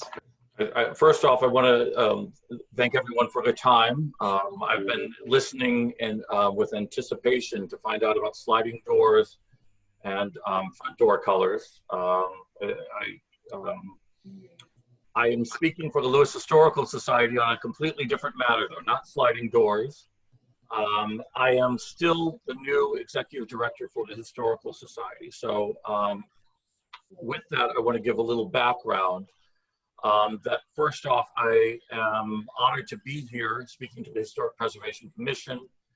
And I see that both of us, both entities work in tandem with regards to the preservation of history for Lewes. And I just wanted to remind myself and remind others about the Lewes Historical Society, that it promotes and advocates the preservation, interpretation, and cultural enrichment of the Lewes region through museum exhibitions, educational programs, historical research, and publications. And to that, I wanted to touch upon a couple of things that have been submitted to me as introduction when I first arrived. One was from Mayor Becker, and just noting from his introduction with the historic preservation in Lewes, the quotation in the National Historic Preservation Act of 1966, Congress established a comprehensive program, quote, to preserve the historical and cultural foundations of the nation as a living part of the community life. And to that, borrowing from the user guide for home rehabilitation and construction in the historic district, which is from the Preservation Commission, to quote, the purpose of locally designated historic zoning is, and I'm particularly with number 2, where the relevance is with this application, to safeguard the heritage of the city by preserving the elements which reflect the cultural, social, economic, political, and/or architectural history of the city. I present to you the application for the relocation of the Menhaden fishing net reel, which is one of our collection objects. And the application looks at the main campus of the Lewes Historical Society by its zoning, which is not residential, but it's a cultural historic zone, which then identifies to provide historic and cultural resources unique to Lewes as the first town in the first state, and to recognize the characteristics and importance of historic and culturally significant properties. So the Menhaden reel is an artifact. It's a piece of fishing equipment, fishing industry equipment. So if we think about Lewes prior to the 1960s, 1970s, when preservation really took off in Lewes, it was the Menhaden fishing industry that supported this community. And this reel is the last one of 4 to survive. And it is, again, an object that we see as worthy of preservation because it identifies with, it represents the history of the city. To that, our director of education, when I first arrived, told me that, and I guess I should clarify that in the interview process for my hiring, I was asked, what are the things that you want to do with Lewes? What would you like to see happen? And I said, I would like to see Lewes become much more integrated, much more receptive to the sharing of a multicultural history. So with that, our director of education mentioned to me, well, you know, we can tell the African-American narrative for the 17th century in Lewes. We can do it for the 18th century. We can do it for the 19th century. But for the 20th century, we have a little more difficulty. In fact, we don't have a lot of artifacts because of urban renewal and because of the rediscovery of the past via historic preservation, where what had been a ballpark becomes a charming residential community for saved buildings from elsewhere in the county. So the reel that I'm speaking of took on a greater importance for me. Initially, when I saw it for the first time, I saw scorch marks, I saw missing components, I saw elements that had actually been worn away, wrought iron and cast iron fasteners, etc. Now the scorch marks with lighters and matches there, obviously it was in a location that was unsecured or that stood without any type of supervision. Now, as I further delved into the history of the Menhaden industry, I recognized that the industry was one of the rare opportunities in a pre-civil rights America where blacks and whites worked side by side. And with that, Lewes has a unique history with regards to civil rights pre-1960 in trying to integrate the society and the workplace. And the Menhaden industry was a leader in that movement. And this reel well represents that. So I sought to, one, secure it, the second, to restore it, and then the third, to ensure its safety. Because the Historical Society is a steward of history. We don't own it, but we are there to preserve and secure it for all. And so I sought to bring the reel here to the campus at the end of 2nd Street, where it's not residential zoning, and it's not just residences that we have preserved, although we have the Burton Ingram House here. We also have a country store. We have a school building. We have a blacksmith shop. And so the reel, it made perfect sense to have it stand on this ground. Now to this, after I arrived, I met with Mayor Becker and we talked a little bit about the desire for an African-American walking tour. And I said, well, we had initiated that. That's already been initiated by the Historical Society. It is being researched. And he encouraged my participation in a newly formed African-American Heritage Commission to, among the outcomes for that commission would be the celebration of African-American history by a walking tour. Now, the walking tour would have to be fairly compact, and it would also have to have a physical presence with regards to the former African-American neighborhood. And so with that, the reel took on an even greater importance for the Historical Society, and the location of it at the corner of Ship Carpenter Street and 3rd made perfect sense as we were looking at St. George's, as we were looking at that now non-extant ballpark where children of all races seem to have come together and played. It made perfect sense to have the reel become a centerpiece of that tour, literally and figuratively. So we have constructed it here on the main campus.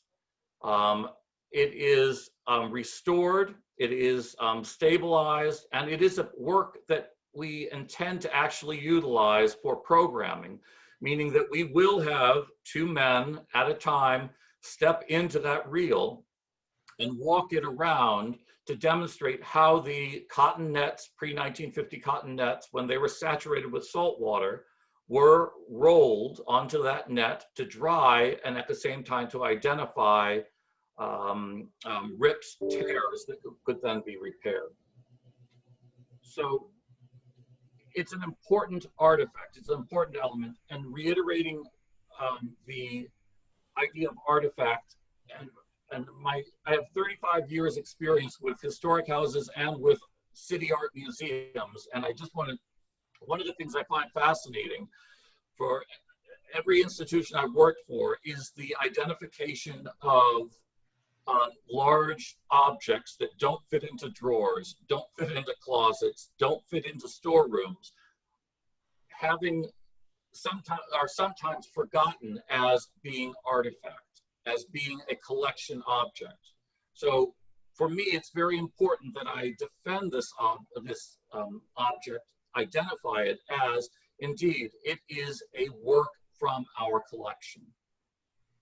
So that's my presentation in a nutshell. I would love your questions, your concerns. Again, I think we work in tandem. We are working towards the same common goal. So I'd like to open the conversation.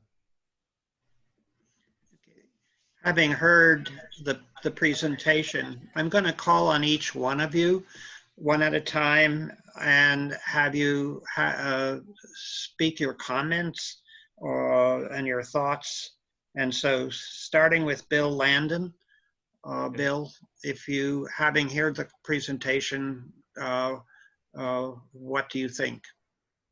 Okay, thank you, Phil. I also went back and looked at the comments from the neighborhood, and so I've got some basic questions to start with, though. Did it come from where the overfalls is? Is it that net that was there? Is that where it came from? It did, yes. Okay, okay. And I appreciate the fact that your desire to preserve it, because that's very important to our history. But my concern is that it's located in an area where, why did we move it from that location down there? We moved it for twofold. First, to be able to secure it, because we have no opportunity to truly secure it during non-public hours when it was down at the waterfront. And the scorch marks that I spoke of and that I have mentioned, I believe in my written letter to Robin, identified that this was a piece that was at risk of further vandalism. Okay, and I guess we really didn't have any other location where we could have brought in a little more in that area, because I saw the comments from folks that said, you know, why didn't we keep this in the maritime area where we have all the boats and everything else? Well, it's twofold. First off, where it was located was not representative of where it was sited originally, or how it was utilized or placed originally. It would have been on a dock that would have been protruding out into the water. It would not have been at the water's edge of the canal. Yeah.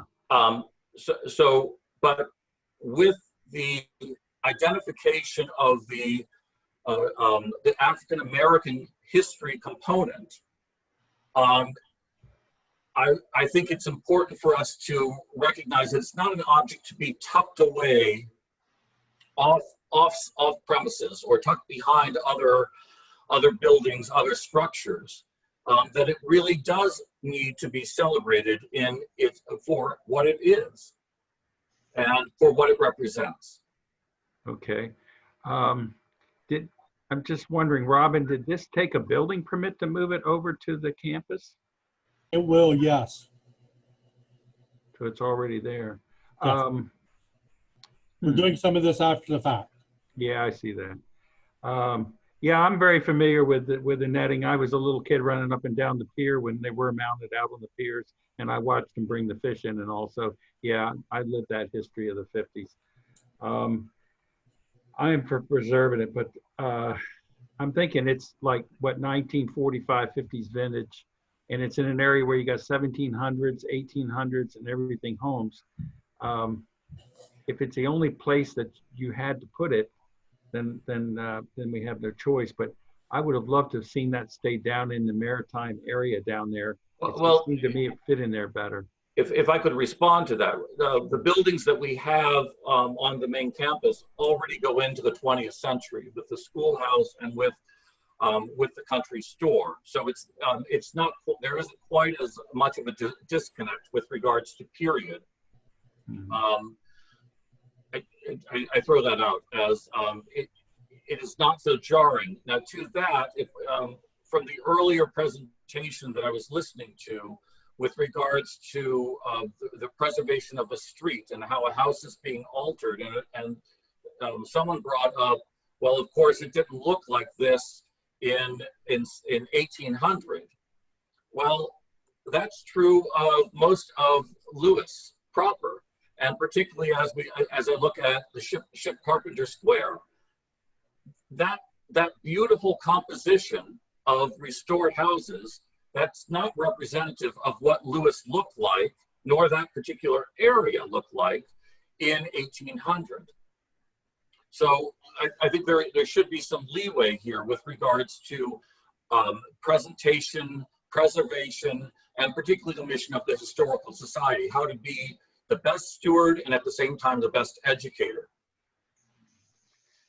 Yeah, I'm going to spell out my concerns. I'm kind of upset that the neighborhood really didn't know what was happening, and all of a sudden it was thrown in their lap. I know this is OBE now, but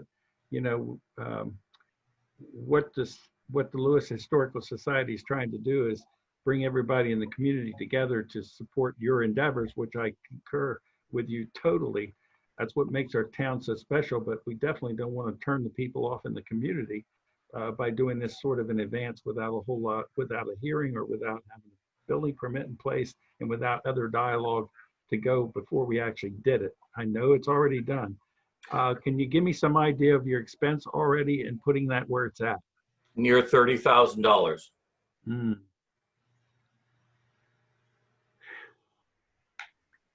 And to that, again, I've come into this, I'm basically here 1 year. In my research of the 13 buildings that have been relocated to this campus, now we're not talking about a building, but of the 13 buildings that we have on this campus, none of them have a record of requiring approval for relocation to this campus. So it's, for clarification, I didn't intentionally do this to go behind anyone's back. I proceeded per the model that this historical society has used for nearly 60 years.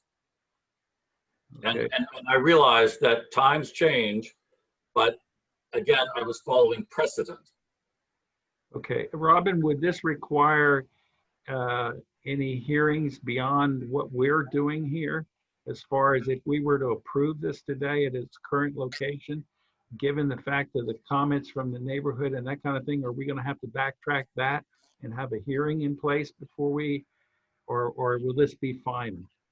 This, what we're doing right today would be fine as far as the review for the H-Part Commission. Again, they're going to have to submit a building permit application and move forward for that. But it does meet all the, seems to appear to meet all the setback requirements by the code for an accessory structure. Okay, I'm going to back up at this time and listen for other comments from other commissioners. Okay. Michael Widener, yeah. Widener. Yeah, I think, it's very, very clear from the presentation and from the materials provided that this particular structure is very, very unique and tied to the history and diversity of our city of Lewes. And I think that the Lewes Historical Society should be commended for repairing and rehabilitating the structure, per the definitions for repair and rehabilitation as stated in Lewes City Code, Chapter 19756, or H-Part definitions. And this effort also shows a real strong commitment to the Secretary of the Interior standards for preservation, and that the structure will be recognized as a physical record of its time, place, and use. And there are no changes that create a false sense of historical development. And it also demonstrates that the historical character of the structure will be retained and preserved. However, in reviewing the criteria that's outlined under our City Code 19759, specific to the historic district, our properties criteria standards, item number 7, which is defined as other factors that H-Part deems to be pertinent, consistent with City Code. The proposed relocation and installation, I think, of this structure to the corner of Shep Carpenter and 3rd Streets in the historic district doesn't conform to the rhythm and scale, which is 7D under Section 7, 7D and 7E of the streetscape, and is not in harmony with the streetscape. Most of all of the other structures seen from public view, and I have read all of the public comments as well, on the Lewes Historic Campus and neighboring streets are actual buildings with roofs and walls, and all contribute to the scale of the city, which is intimate in nature. And this structure, I think, is contrary to that of the streetscape and is therefore out of place. I do, again, believe it's a very, very important contribution to Lewes's industrial and diverse past, and might be more appropriately cited and installed in a non-residential section of the historic district. But no, if Mr. Wider, if I may interject here again, we are not zoned as residential. I know you're not, but I believe that the commission itself is responsible for activities within the historic district. Isn't that, Brian? That would be correct. I have the zoning map up, and this is zoned cultural historic, which I believe would be historic. But I don't see any other legend or anything telling me otherwise. Okay, Michael, is anything else? No, at this particular juncture, I'd be very anxious to hear comments from others. Okay, so the next, I'm going to call on Randy Burton. Do I see him here? I don't see. I'm here, Phil. Okay.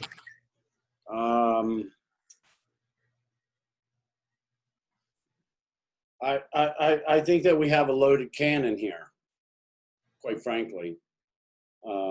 The fact that we are dealing with an application after the fact is a little bit concerning. And I hear the director of the Historical Society's position that no buildings had to go through this application process prior to. However, there are no buildings that have been moved onto the historic complex since the time that H Park, HPC, or ARC were created by the city of Lewes. And the reason that those commissions were created by the city of Lewes was because the demographic of people that have moved to Lewes since the laudable efforts of creating Ship Carpenter Square were done willingly, without legislation, out of passion. There is a different demographic that is relocated to Lewes that isn't concerned with historic preservation, the Lewes Historical Society, or what some old building is worth, or the value that it contributed.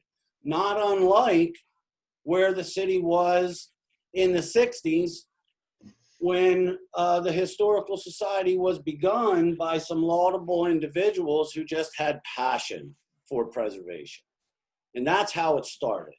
There were people that were passionate. And then we got to a point in the city where we had to create legislation to preserve character. And so none of those buildings were carried there into Ship Carpenter Square for any reason other than Jack Vessel's passion to see them not destroyed. And there wasn't a better place to put them. And although, you know, those of us who grew up in Lewes fondly remember playing baseball in the field, and it wasn't a ballpark, it was just a field where we went and threw balls and played with friends. I also think that there's a good bit of opportunistic current flammability in some of the comments that are made in here by trading on history and ethnicity to try and get what is wanted by the Lewes Historical Society by putting an object that would never have been in that location of downtown Lewes, Delaware in the late 1600s, in the 1700s, in the 1800s, in the 1900s, or in the 20s. It just wouldn't have been. And the area adjacent to the water, although it may not be a pier, but for $30,000, there probably could have been an application to the Army Corps of Engineers and a pier put there. And there probably are plenty of people in town who are passionate about the African American community, about preservation, who would have put up another $30,000 to build the pier for it to sit on, so it was historically correct. And I know there are people who have signed a petition who are in high support of Lewes Historical Society, and I have been as well. But I don't think that the way this application has gone around, and I can cite chapter and verse if we want to get into chapter and verse of the code, but I'm just speaking as a commission member, as a citizen of Lewes, and a concerned citizen who has put his money where his mouth is when it comes to preservation all my life as a native of Lewes. It's not in the right place. It wasn't done in the right time. That's very clear. And now we're left with a loaded cannon that we end up looking like we're against the African American heritage if we vote against it. That picture's been painted. We've been painted into that corner, in my opinion. We're look like we're not really a good body for historic preservation and we don't know what we're talking about as historic preservationists or people who are passionate about it, I think everything about this is not where we ought to be. I am not in favor of keeping it there. I do think that there are many other places in the town of Lewes that this could be placed, that it would be more historically correct. And I think that I walk my dog around that campus and around the waterfront of Lewes every single night after dark. And there are far more people in Canal Front Park between 8 o'clock at night and 1 o'clock in the morning when I'm walking my dog than there are at the corner of 3rd and Ship Carpenter Square. So it's more protected on that waterfront than it is where it's sitting. That's all I have to say. And that is an opinion. George, I'm sorry. Based upon experience, Jim, of walking with my animal up there between 9 and 1 a.m. If someone would like me to track the number of people that I see in those two locations, I'd be happy to do it. That's not opinion, that's fact based on experience. Okay, thank you, Randy. George Tomasin? Yeah, I also appreciate the historic significance of the wheel, and I support what the Lewes Historical Society does. I am concerned because we've had this issue come up before where someone comes in after the fact with their proposal for something that's already done. So I'm sorry that you spent $30,000, but to accentuate on Michael's point, we are charged with conforming to the rhythm and scale of the street. And whether you're zoned residential or not, you're still part of that streetscape, and the wheel does not fit. So I am not in favor of approving this application based on everything that's already been said. But in addition to that, it needs to be somewhere else. I appreciate its value. I support anything that would promote the history of the African American community in Lewes, but not this. Thank you. Joe? I sort of look at this wheel as an artifact of our history, and correct me if I'm wrong, but when you step out of the side door of the post office, you're looking at the backyard of the Cannonball House, and isn't there a big anchor back there, and isn't there a whaleboat back there, which may have no connection at all with the Cannonball House, but it's a depository, a repository of some of our artifacts. And this wheel is an artifact, and the location in the historic campus is basically a safer place than where it was down along the canal. And I think it's like, you look at the Cannonball House. Why is there an anchor in the backyard? Why is there a whaleboat? I mean, it's just someplace to keep it safe, where it can be interpreted, where it can be part of a tour. And I think if we have the wheel properly identified, plaqued with docents, and even a demonstration of how it spins. Hopefully it'll be spinning in place with volunteers inside who won't fall off and get hurt. I think it's a thank you. Thank you. Thanks, Joe. I moved to Delaware, to outside Lewes 10 years ago today. And one of the first, and I was involved in historic preservation. I probably had some 30 to 35 projects that I had completed in a 35-year period north of New York City. But one of the first things I did when I came to Lewes was to walk through the historic park, the historic buildings, and look at all of those, and thought how wonderful somebody had the idea to preserve these buildings, even if they were moved there and they weren't on their original foundations. They have something to say about the history of Lewes and this area.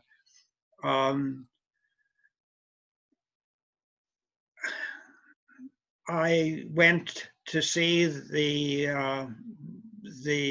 installation a couple days ago.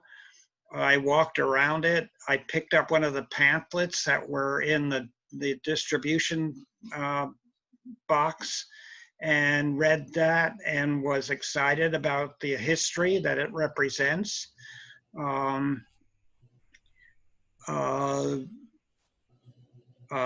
So I hear all of you, and I didn't have that point of view before listening to all of you, but I understand the side that says it doesn't belong there, but I also was excited because I thought it did belong there with the other buildings that were moved there. They all weren't on that site originally. So I would be in favor of leaving it there. Now, George, I know that you have you have the information of people who have registered for and against it. This is a public hearing. So could you tell us about those? Commissioner Franz, I think that we're going to be here a long time if we quote every single item that we've received. It is a part of the public record that has been submitted to all of the commissioners to review. You guys have used that information that you received however appropriately. And so what I would recommend instead is if we do need somebody if someone is interested in talking and adding anything new than what has already been received, then I think that could be something that is done. However, if we're going to get more information that's the same information that was received from the public comments, I don't see much value in that. Okay. If I can chime in, there is somebody in the chat, Mark Myers would like to speak. George, I couldn't hear the last part. There's someone in the chat named Mike Myers who would like to speak. Mike, are you there? Mark. Well, the question is, are you ready to allow for public comment to be taken? I just want to make sure before I start letting people talk. Yes, we're ready for public comment. All right, Mark, you should be good to go. Okay, thank you. Can you hear me okay? Yes, Mark. Okay, great. So thank you for the opportunity to address this commission today. I'm Mark Myers, and I'm here with my husband, George Farah. We're homeowners of 6 Ship Carpenter Square, which fronts 3rd Street and sits directly across from the Lewes Historical Society. We'd like to be brief, given we've already submitted a letter to this commission where we outlined our objections to the location of this recently relocated fish drying wheel. A few points which we would like to add here today. We greatly value the history of Lewes, which is why we chose to live in this historical district, and we support the Lewes Historical Society. We also acknowledge the historical significance of the fishnet drying wheel, and we're grateful that the Lewes Historical Society has taken steps to preserve this. That said, we've read through the Lewes rules and regulations and find no indications that a property having a non-residential zoning designation, such as cultural historic designation given to the Lewes Historical Society, no indication that there is an exemption from the review and approval criteria that is set forth in writing and serves as the very foundation for such reviews made by this commission here today. And as I heard earlier, we specifically object to this location based on the commission's criteria outlined in Article 7. These include height, rhythm, and scale. As it relates to height, you indicate that new and renovated structures should be in harmony with the streetscape. The rhythm of the streetscape should be considered as one of the criteria applied by this commission. And finally, scale. Since the scale of the city of Lewis, and I'm quoting from your criterion, since the scale of the city of Lewis is intimate in nature, any building or structure contrary to that of the streetscape will be deemed out of place. And I feel no doubt this commission spent a great deal of time in carefully wording these criteria, and it's my belief that that word will, rather than may or should, be deemed out of place was intentional. These criteria are both clear and reasonable, and we believe it is irrefutable that this fish net drying wheel negatively impacts the harmony of the streetscape, and that its massive scale detracts from the rhythm of the surrounding vicinity. We want to emphasize that these are not just our opinions. Indeed, these are the same sentiments that have been presented in writing to this commission by many, many other Lewis residents. This commission's rejection of this application will no doubt result in costs to be incurred by the Lewis Historical Society in order for them to relocate this. And while this is unfortunate, this will be the consequence of not following the historical preservation guidelines that are set forth by this commission. We believe this commission should set these points aside as they are not relevant to the commission's criteria, which as we understand them. So we thank you for the opportunity to address. George, my husband here, would like to add a couple of additional comments. Yes, thank you. I would like to add a couple of things to that based on the comments I've heard. First is George, may we have your full name? George Sarah. Thank you. I haven't heard, or I don't understand a overriding reason for that particular location. It's not, it wasn't its original location. It's to protect its safety and security could have been done where it exists now or in many other locations. Also, I think I'm hard pressed to understand how this would not interfere with the streetscape, or what would interfere with the streetscape if this does not, how this would fit in the rhythm and harmony of the streetscape. And as far as the anchor behind the Cannonball House, it's exactly that, it's behind the Cannonball House. And I think that doesn't affect the streetscape. And we don't have any objection to the artifact being on the campus or any other location. Thank you. Thank you, George. Are there any other, is there anybody else who would like to comment? Yes, we have a Jonelle, so give me just a minute and let me allow them to talk. Yes, Janelle? Similar name. Just give me a minute. I need to unmute them. Actually, I'm trying to find them because it's coming up as Peter.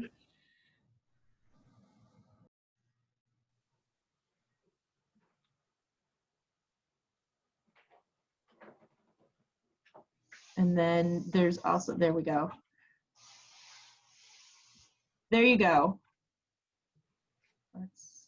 Good afternoon, everyone. Are you able to hear me? Yes. Super.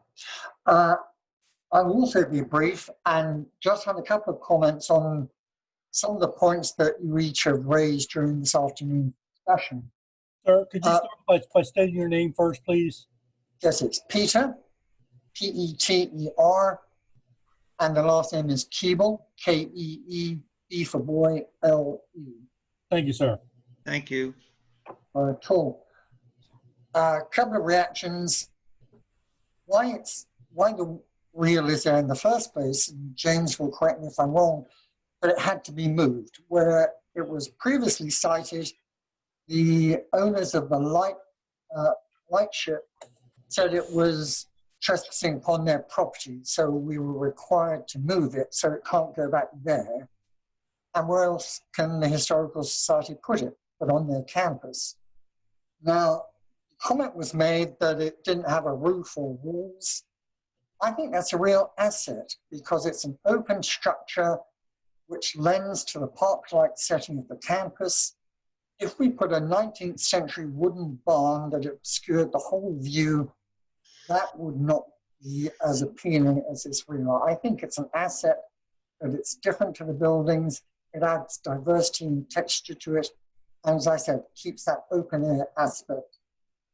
And the last thing is, if it isn't here, where else would you put it? The Lewes Historical Society only has that one campus. There's not room behind the Cannonball House. I doubt if the city of Lewes will donate land to recite this. So they're in a bit of a box. I think it's perfectly fine.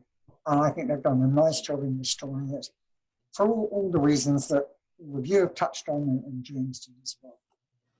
And that was it. Thank you for the time.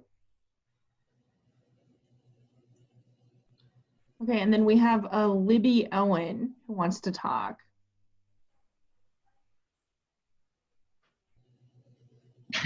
There, I think I'm unmuted. Yes. I am Elizabeth Owen, and I will identify myself as the chair of the Lewes Historical Society Board of Trustees. I'd like to clarify a couple things. Number one, the anchor we're speaking about, there is one in front of the Cannonball House. So I just want to make sure that's noted. I also want to try to have you understand that there was nothing underhanded about the Lewes Historical Society going ahead and moving this artifact onto our Ship Carpenter Square complex. We were given advice that it was okay to do that from the city. And we were also, I think it's important for you to know that when we got a grant to redo the roofs on our buildings here on the campus, we went to the city. No, we did not go. The contractors who were doing the roofing went to the city to get the permit. They were told by the city there was no need to get a permit because it was the Lewes Historical Society. Now, that was not the society speaking, that was the city of Lewes speaking. So I think you have to be a little sensitive to the fact that we did not make up the rules. We were pretty much following what the city had suggested moving forward. I cannot argue with you about rhythm and scale. I think that's subjective. I don't think that's objective. I think it's subjective. I do feel that there is probably always going to be somewhat of a conflict between different zones within a city. Residential zoning and cultural historic zoning may have some conflict because what could be considered rhythm and scale in residential is not what may be considered rhythm and scale in regard to cultural and historic. So I think you have to be sensitive to the fact that we're talking about two areas that have come together at the intersection of 3rd Street and Ship Carpenter Street. I am a bit concerned that there is so much emphasis being placed on people who have voiced their opinion outside of the cultural historical area. I would just ask you to consider when you're thinking about your decision, to consider the fact that we, the Historical Society, have an obligation. And we were asked by the city of Lewes to participate in their commission for the African American heritage of this community. They reached out to us, and we were very, very happy to be part of that initiative. Now, being part of that initiative, how can we best serve this community? And this community is not just a few blocks. This community stretches to the Burton subdivision. It stretches over beyond Savannah Road and beyond Kings Highway. I think we have to think about this as a total community effort and not just a couple of blocks effort. So I would just ask you to consider this as a whole for this community, the whole community, and the effort that we owe all of the residents, current and past, to acknowledge the heritage of this town. Thank you very much. Thank you, Libby. Are there any other comments? Yes, there is a Tom Brown, and then Linda Palmer will be after Tom Brown. Thank you. Tom, you should be good to go. Okay, my name is Tom Brown. I am speaking because I've just completed probably about a 50,000 word manuscript on the history of Lewes, Menhaden industry from 1883 to 1966. And when I was doing that, I was struck in a conversation that I had with Hazel Brittingham, where she said that it's because of the Menhaden industry that Lewes is what it is today, a picturesque historical community. And I was sort of shocked at that, given what I knew about the Menhaden industry as being an oily, smelly industrialization. And she explained because of the smell and everything, people did not want to come to Lewes in the 1950s. And I'm glad we have some people on the commission here who are lifetime residents of Lewes, because they can probably attest to that fact, particularly during the 1950s. It was known as, one of the quips that I heard from the 1950s, that was Rehoboth by the sea, Lewes by the smell. And that was rather accurate from what I can tell.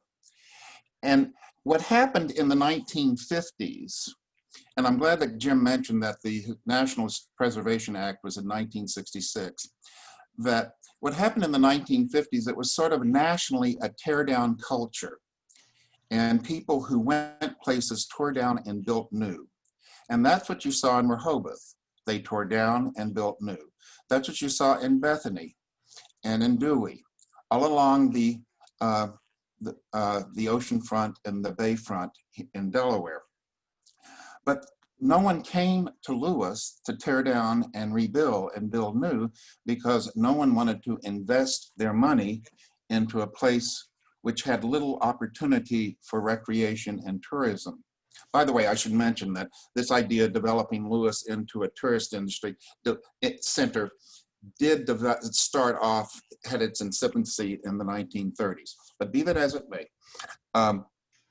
So what happened is that the fishing industry, for a variety of reasons, left in mid-1960. And what happened as a result of that, the smell went away.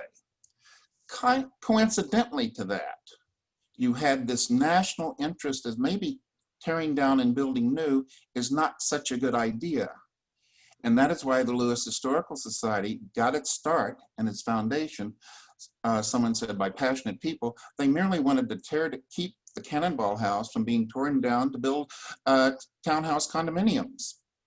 Therefore, this idea of not tearing down and to preserve, fortunately, came along at the time that people started to discover Lewes and decided that this is a town worth keeping the way it was.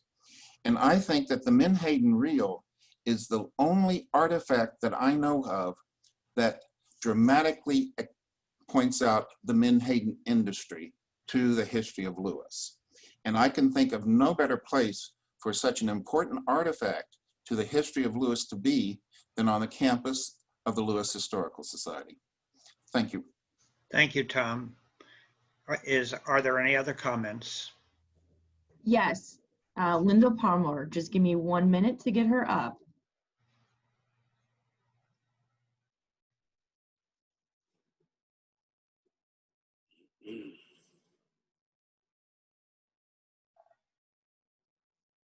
Linda, are you there?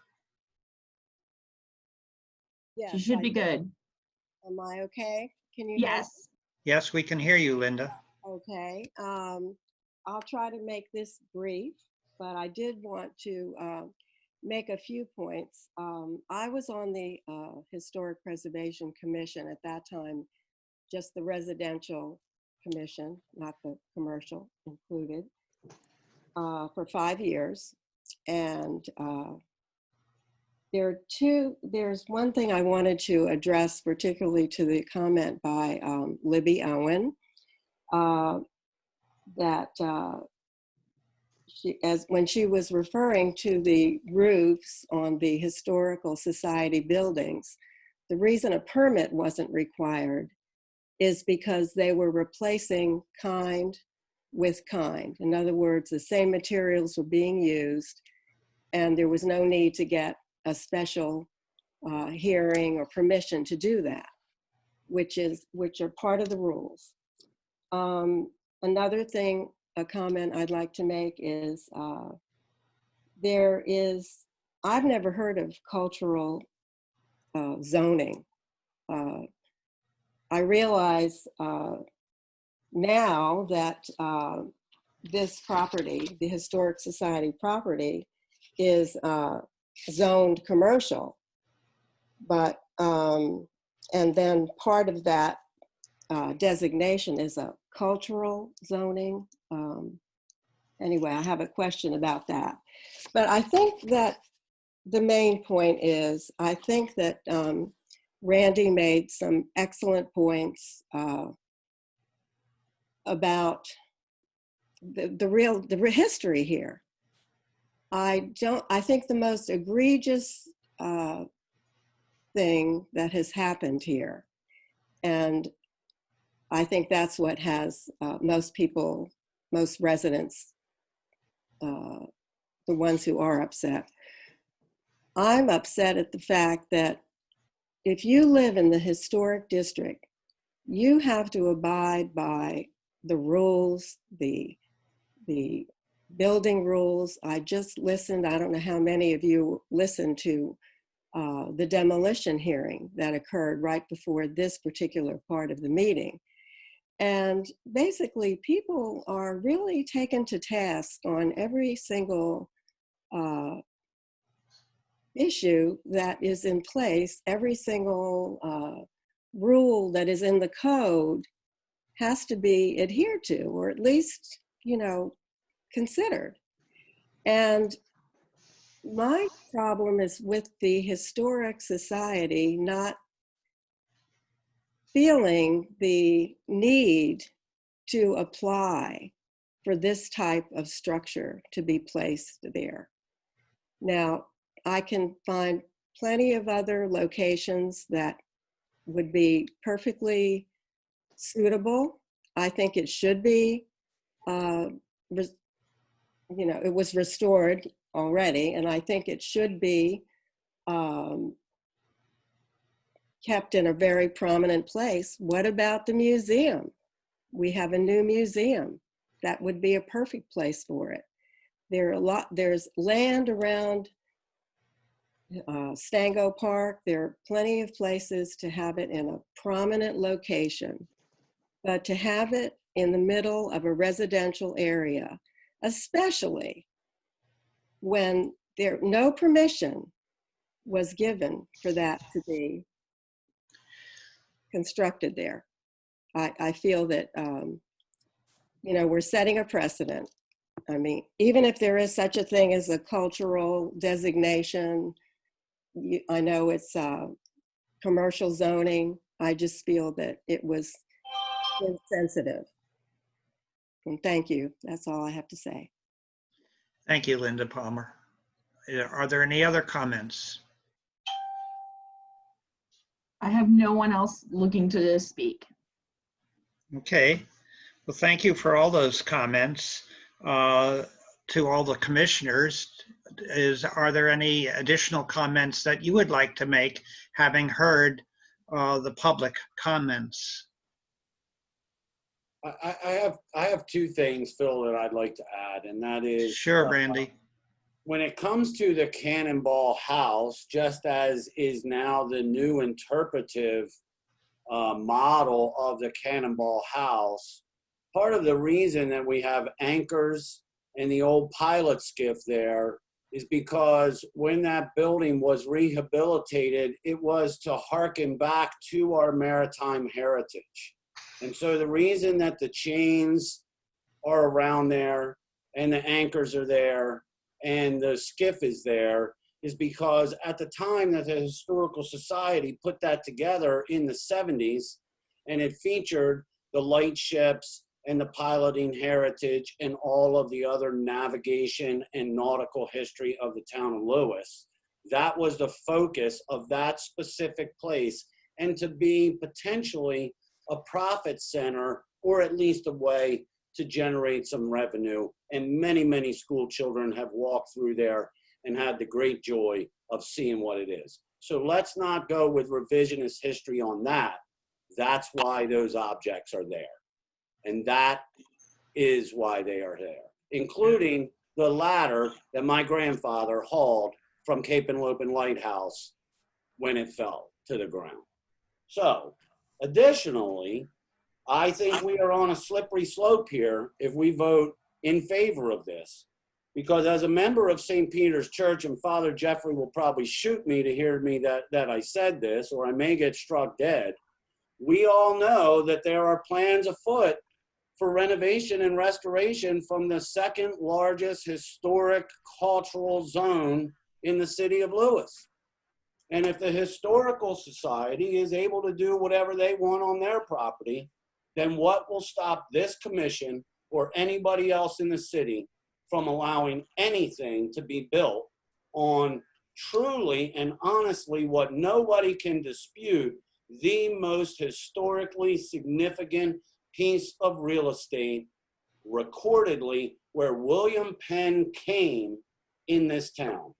It is historically significant by right, by history, by documentation. So if we let it be damned at the Historic Society, we'll have a hard time once the horse is out of the barn, not letting it be damned every place else that wants it to be. Phil, I'd like to jump in with what Randy said. I was chair of the Cannonball House at one time, and I agree. All the artifacts around there is exactly the theme we were trying to get. So I think that's a different place and time, but it fits better there. I also, I appreciate the comments from the community, and as I read those from the public, as I read those, they really get to me, because I really think we need to listen to our community, because we definitely want them on our side. The Historical Society, Historic Preservation Society offers so much to our town, makes it so special. but I think we got to bring along the people in the community. If they're upset by this, to me, this is like coming across a bag of fish that's been sitting in the sun for 7 days. This stinks. And if the city of Lewis actually provided comments of concurrence for this, I think they should come online and they should not leave us in the breach here. I think they need to stand tall for what they said and did, because they left the Historical Society with a $30,000 debt if we approved to move this elsewhere. And that needs to be covered. I don't think we need to put a blanket over that. It needs to come out in the open. Yeah. Hi, Bill. Thanks for that comment. I have no idea. I certainly heard what Libby said. I don't have any information to share about that.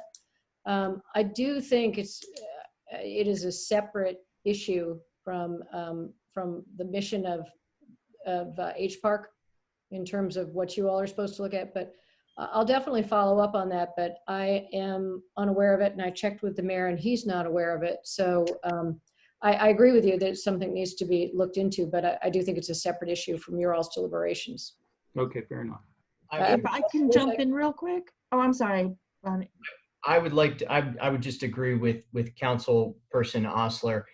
Today, you guys are focused on whether to approve this or not, based on what your charge is as commissioners of H Park. So just, I'm just putting it out there as to what your guys' focus is for today's purposes, which is yay or nay. Okay, thank you. Are there any additional questions or comments before I ask for a motion? There is one person from the public who wants to know if it's too late to talk. Council? Have you closed public comment, Commissioner Pons? No, I have not. Then she may speak. Please have your name, please. She's still unmuting. Okay, you should be good to go, Abigail. Okay, hi. My name is Abigail Davis. I am a lifelong Lewis resident. I'm 23 years old, and from the age of 8 years old, all I ever wanted to do was be an archaeologist and work with history. It's always been fascinating for me. And I owe a lot of that feeling and experience to growing up in such a historic area. I apologize for missing the kind of time window to speak, but I did want to just respond to some of the comments made by the previous speaker. She made some points that I think might be a little misinformed based on some of the information that was provided today. Firstly, I do want to clarify that we are not zoned commercially. So that was mentioned in the statement.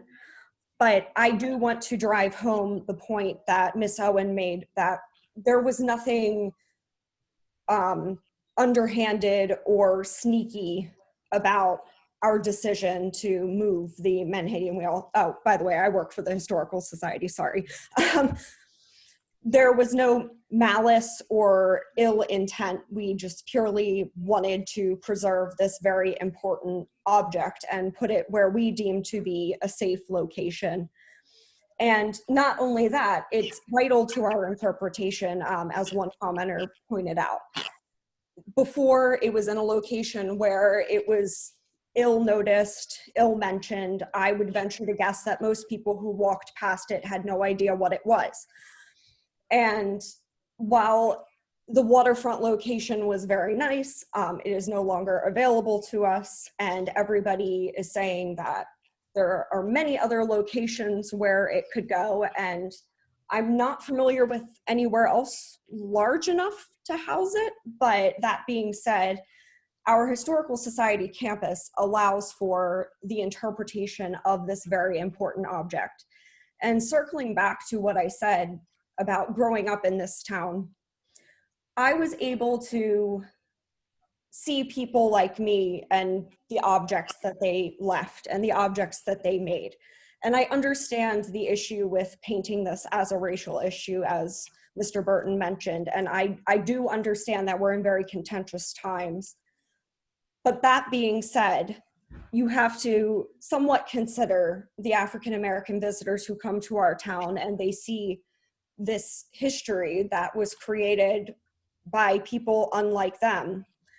And if they saw this object on our main campus, they would know that this is a safe and welcoming place for them as well, and that we welcome all aspects of history and all perspectives of history rather than just those who sort of wrote the history. And I think that that would be very important to consider moving forward. Again, I do just want to say that there was no ill intent. And I just hope that that would be taken into consideration, that this wasn't a political statement. We just purely wanted to preserve the object. So thank you. Thank you, Abigail Davis. I think we've had enough time for comments. I ask of the commissioners, are there any questions you would like to ask at this time before I ask for a motion? Commissioner Franz, if I may, just one more thing. Janelle had emailed me, in the zoning code, it talks about zoning districts and zones. And this piece of property is zoned cultural/historic. In the zoning code, it talks about the purpose of this zoning district. One is to provide for historic and cultural resources unique to Lewes as the first town in the first state. 2, recognize the characteristics and importance of historic and culturally significant properties. Then there's C, which is special considerations, that talks about properties within the cultural historic zone may be used for minor commercial activities under the following conditions. And there's 3 conditions, and I don't know if you could say this is a commercial activity. So I don't know if that's applies in this case, but that is the purpose of the cultural historic zone, which this property is designated at. I just wanted to put that in the record. It might not have any bearing one way or another. It's just talking about the general zone for where this property is located. Thank you, Robin. So are there any questions from any of the commissioners before I ask for a motion? Bill, I hate to jump in again, but I need to ask this question. As I've mentioned before, I think that the best fit is down in the maritime area where you've got your boats and ships and stuff like that. So from the last comments that were made, are you saying we have no room down there? There's no space down there where this could be put? Are you asking me? I'm asking the question. For this stroke, no, there is no siding in the 99-year lease that the Historical Society was granted for the life-saving station and for the reel at one point that accommodated both entities. But at some point in, I believe, 2004, a decision was made, and I wasn't here. The Historical Society was sort of caught off guard, but a reassessment of the lease, and it was actually subdivided, that was made, whereas the line went right down the center of the reel. So half of it was on the property of the Historical Society, and half of it was on the property of the Overfalls. Okay. It was not an ideal situation, but again, I mean, that's one facet to our decision-making process. We're also thinking about a rediscovery, a reassessment of the importance of this object, of bringing it to the center of the Historical Society proper. But for your question, no, there's no room down there for the reel. Okay, so not putting it in the same place it was, but there's no room. I keep asking this question because it goes to my decision. No, and trust me, we walked it. We tried to, without interfering with the historical significance of the life-saving station. There is no place to, and the one place that could go is between the life-saving station and the water, but then that defeats the purpose of the life-saving station, that you can't illustrate or use the boat, basically what would have been a boat launch, for saving people. It's putting one object on top of another, and to that, it's also putting a reel in back of another structure. Because of the rezoning, we don't have the space to celebrate both entities in that site. Okay, so there's nowhere in the park area there that we could place this? No. Okay. Bill, are you talking the complex itself or the park down by the? Because the maritime stuff is scattered all over the park, right? I'm saying, is there any other spot? In other words, if I made a decision, hey, I think this should go back down into the park to be mixed, put in with the other maritime items, can it actually happen? Do we have a space now, since they said the other space has been, taken away? Is there a place where it could be put? Because personally, I think that's where it should go, back down there and placed with the ship and the boats and everything else. It just fits there. That's what I'm saying. So in making my decision, I need to know, can we put it back down there? I mean, that's what I need to know. I'm going to say, from the Historical Society's perspective, and from where we are headed with regards to our initiative, which is to further or better celebrate the African American history, we see the importance of the reel being at the main campus. I understand what you're saying, but now down into the canal area, the park area, what is left there that belongs to the Lewes Historical Society? The life-saving station. Okay, so there is room around that life-saving station there. There is room around there. Are you saying, like, behind that there's room and in front of that there's room? Now I know there's parking in front of that. Well, sir, and I'm not trying to be contentious here. No. You can't put an artifact on top of an artifact. And just as you're saying that the reel was not here, well, it wasn't there, and it certainly wasn't sandwiched between in a tight space. It was in a space that was open and allowed to be seen. Yeah, I remember exactly where it was at, because I went down there. Yeah, I'm fascinated by the recollection. Trust me, I'm not trying to be disrespectful here. I'm trying to think about interpretation, preservation, education, security. I know. All things that I think of. I understand. I appreciate your interest. I mean, you make our town special by your care in our artifacts. But I'm just saying that where it's at now is not a fit, in my opinion. And I'm thinking, okay, if I'm going to make a decision, it should go from where it's at now. Where are we going to place it? And in my mind, the best fit is back down in the maritime area where it fits with everything else. But if you're saying there is no space down there in the park area where all the maritime stuff is, then it may change my decision on what I finally arrive at. That's why I'm being a pest here. No, I appreciate it. And I'd love to talk to you further about your recollections from childhood, because those are so key to the interpretation of the object. They really are. And I love hearing that. And that's the engagement we want. That's the celebration we want. We want history to come back to the daily life of the residents of Lewes. Are there any other questions? Well, unfortunately, I don't think that it is our task to determine, Bill, with all due respect, where it goes. It's whether it's where it ought to be right now that we have to decide. And unfortunately, it may cost some money if this body decides against its current location. Okay.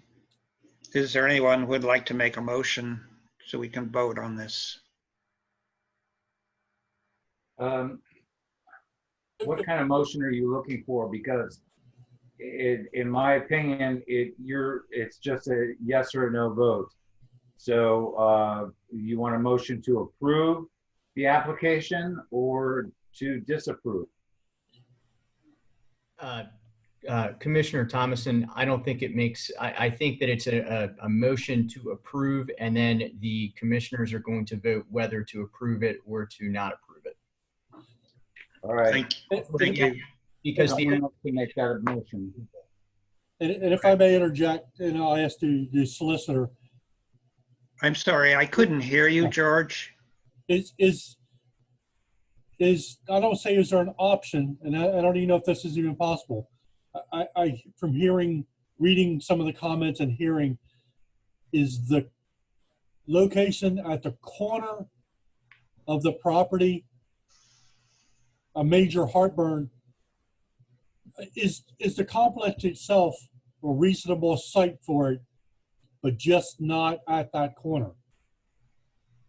I don't want to throw any more into this, but so the application is, sorry, Brian, but the application is very broad. It's for the entire parcel. Correct. So they'd have to come back with a different application for a specific location if we were going to give them. I mean, I don't think that we can give them an approval for the parcel, because then they could say, well, we want it on the corner of 3rd and Ship Carpenter, and that's where it is, so we're not moving it. And I mean, Brian, you can correct me if I'm wrong, but the application is for reassembly installation of a Manhattan net reel on the property located at 110 Ship Carpenter Square and described by the tax map parcel. It does not say anything about the corner of 3rd Street and Ship Carpenter, its present location, where it was relocated to prior to this application. It's for the entire parcel. So if we say yes, and I don't think that we don't have a site plan. I think we could be here till 10 o'clock tonight if we're going to sit here and say, well, maybe they could put it back next to the dentist house, or maybe they can put it next to, or whatever, you know, I mean. No, I'm not saying that, Commissioner, but what I'm trying to give them a feel of was with the commission, they've shown on the site plan where it's at. And again, because it's done, everybody knows. But it's just in a general sense of this complex in general, would the feel be they would be able to come back with a new location on that complex? I understand it's a what if, but I'm just trying to. Robin, I think that if they were to submit another application with another location on that complex, that's a different matter, and that's a separate application. But that the only reason I'm saying that is because your guys' jurisdiction is limited in some respects by what can be viewed from a streetscape. And so if they relocate it behind some structure that's already located there, or to a position where it's not visible from the street, they wouldn't even be in front of you guys. But that's not what happened. And so this is Monday morning quarterbacking somewhat. Yeah. I'm just trying to throw all the potential options out there.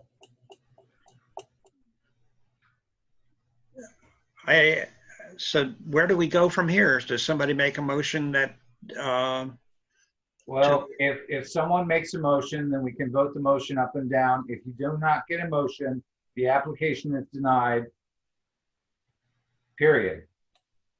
And they have to disassemble. Yeah, and Commissioner Thomason, the application is for the approval. So the motion would be to approve, and then the commissioners would either vote up or down, however they decide to vote. Okay, George, would you make a motion, please? I will not. Brian, repeat that, please. The application is for approval of the application, and so that's what the motion should be, and then the commissioners will either vote yes or no. And If it fails, then it fails. If it's approved, then it's, it stays where it is. If there's a commissioner who's in favor of this application, they can make the motion. And it needs to be seconded. I'll make the motion that we approve the application as is, where is. Is there a second? Second.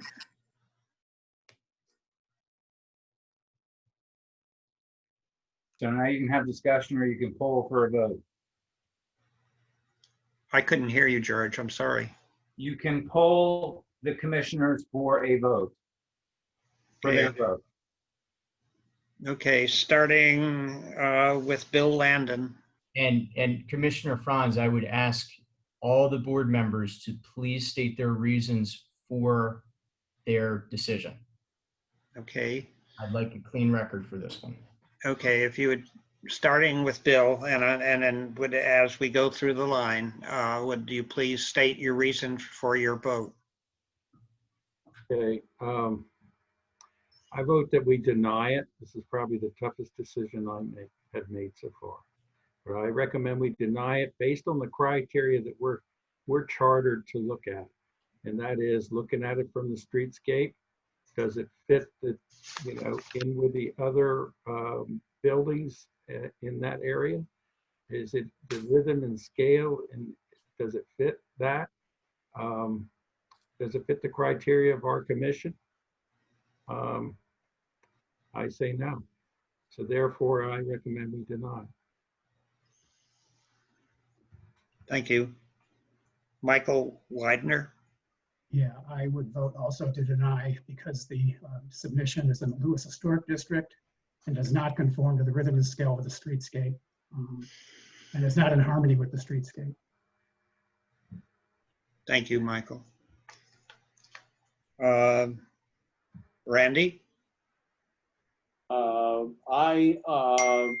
I vote to deny under chapter 197-56, which outlines our purpose and establishes the composition and definitions for us.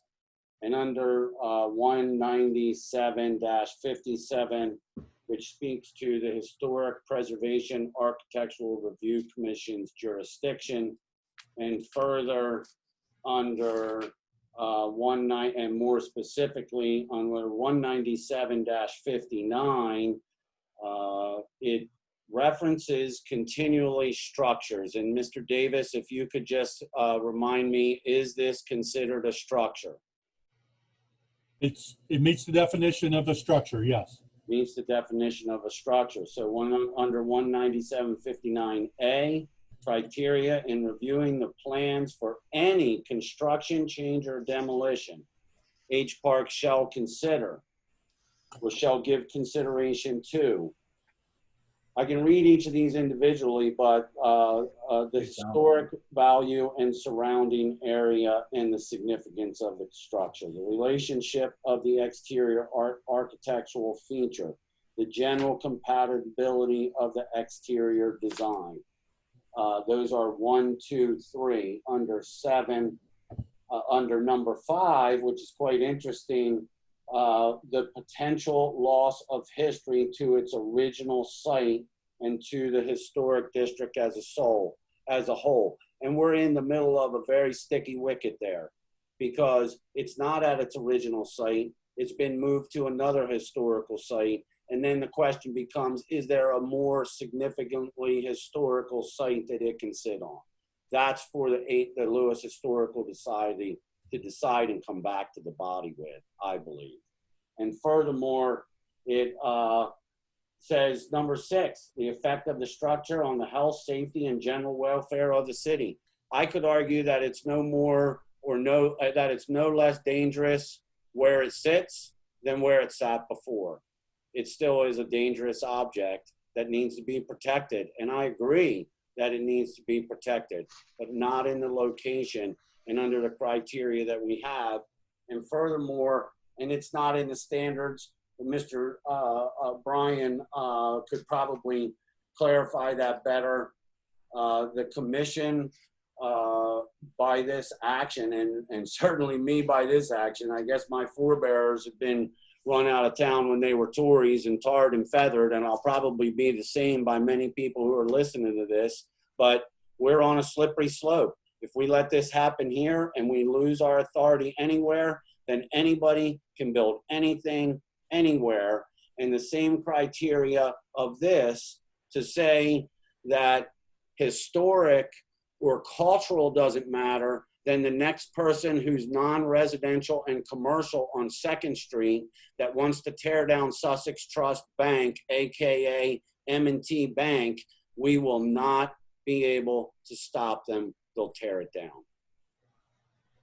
Thank you, Randy. George Thomason. Yes, that's Thomason. I'm going to vote to deny the application. I want to say that I support the Lewes Historic Society, you know, and all their work and their effort. I think they do a great job. My opinion is that the structure is too large for its location, and it does not fit the streetscape, you know, and then of course I just mentioned the scale of it. You know, and I certainly do appreciate everything that's been done, but I cannot in good faith approve this application, you know, mainly based on the location of the structure. Thank you, George. Joe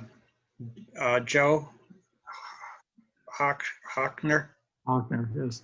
I'm sorry. Kid in the block. I've only been here 21 years, and I basically made the motion just to get this thing moving forward. After listening to everybody, the pros and cons, public input, I'd like to vote no, not to locate it there. It has to be moved somewhere else more appropriate, but I vote no. Thank you. Thank you, Joe.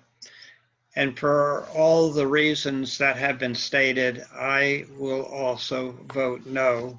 But before I close, I just want to say that the Lewes Historical Society is one of the cornerstones in the foundation of the history of Lewes. They do such a wonderful job. I feel badly about voting no, but for all the reasons stated and for the purpose of the Historic Review Commission, I vote no. Thank you, Mr. Franz, and thank you to the commissioners. Just as a clarification, the structure, what is being deemed a structure is 19 feet in height. If you're thinking about scale, 32 feet in length, and I believe it's 18 feet in depth. So my only challenge would be in thinking about the scale and about the houses, it's smaller than almost every structure on the streetscape. But I thank you very much for your consideration of the Lewes Historical Society and for your support of the work that we do. Thank you. Thank you. Should we call Barbara back? I have a text I was about to send her. If you give me 1 second, she'll. Sure. Oh, she looks like she's showing up on the screen. Yeah. Barbara, you have to unmute. Okay. See my audio too. All right. Whoops. Yep. Okay. Well, we're going to speed things up here a little bit. Thank you, everybody, for that challenging review. We're still working on an update of our resurvey of the historic district. We are going to start with another phase. We have funding that's been approved, and that will start in the September, I think. I had the date. October. October? Okay. October's the first day. I think it's October 1st.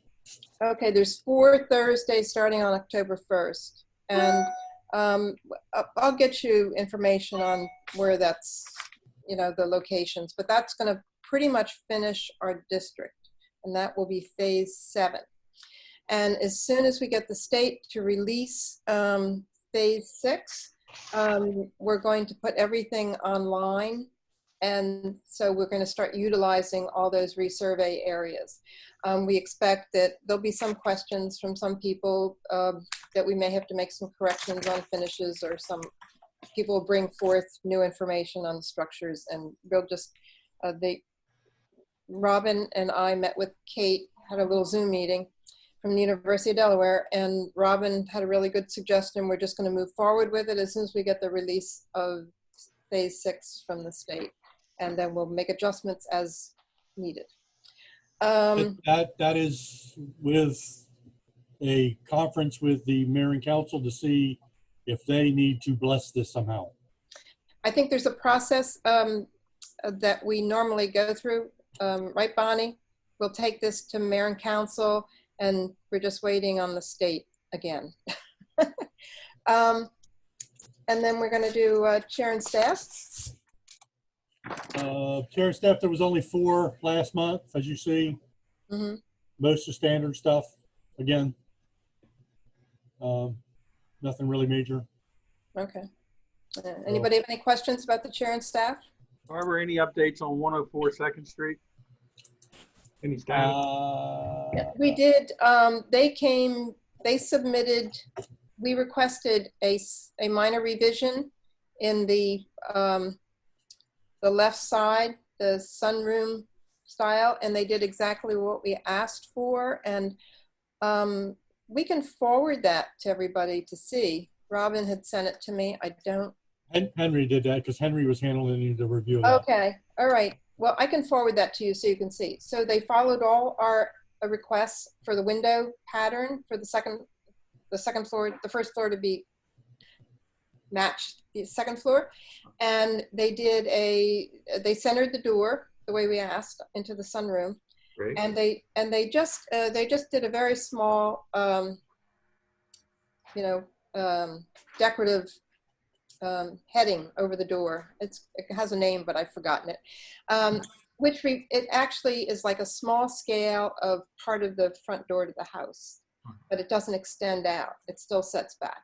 And I thought it was a nice compromise. You know, we know that they want that to be their commercial entrance. And the revision to the whole sunroom makes it no longer really contributing. But I think they did a very sensitive blend and, listen to everything that was So said. they can move out now and get on with it? Yes. Yeah, That happened very quickly. Great. He's very responsive. I think within the next week. Okay, That great. was all submitted, and That's we great. did I this. don't need to see anymore. That's what you've done. That's great. Okay. Staffed it and chaired it. Great. Good. Okay. Yeah, I think it went very well. It was no issues. Good. Okay. Does anybody have anything else they want to talk about or discuss, or just go home? I make a motion we dismiss. Okay. Second it. Okay. Aye. All in favor? Aye. Aye. Okay. Bye, everybody. Cocktail hour. Thank you. I think it's cocktail hour. Yeah. You're not kidding. 5 o'clock somewhere. Bye, everybody. Bye, everybody. Okay, thank you, everyone, very much. This was fabulous. You earned your keep.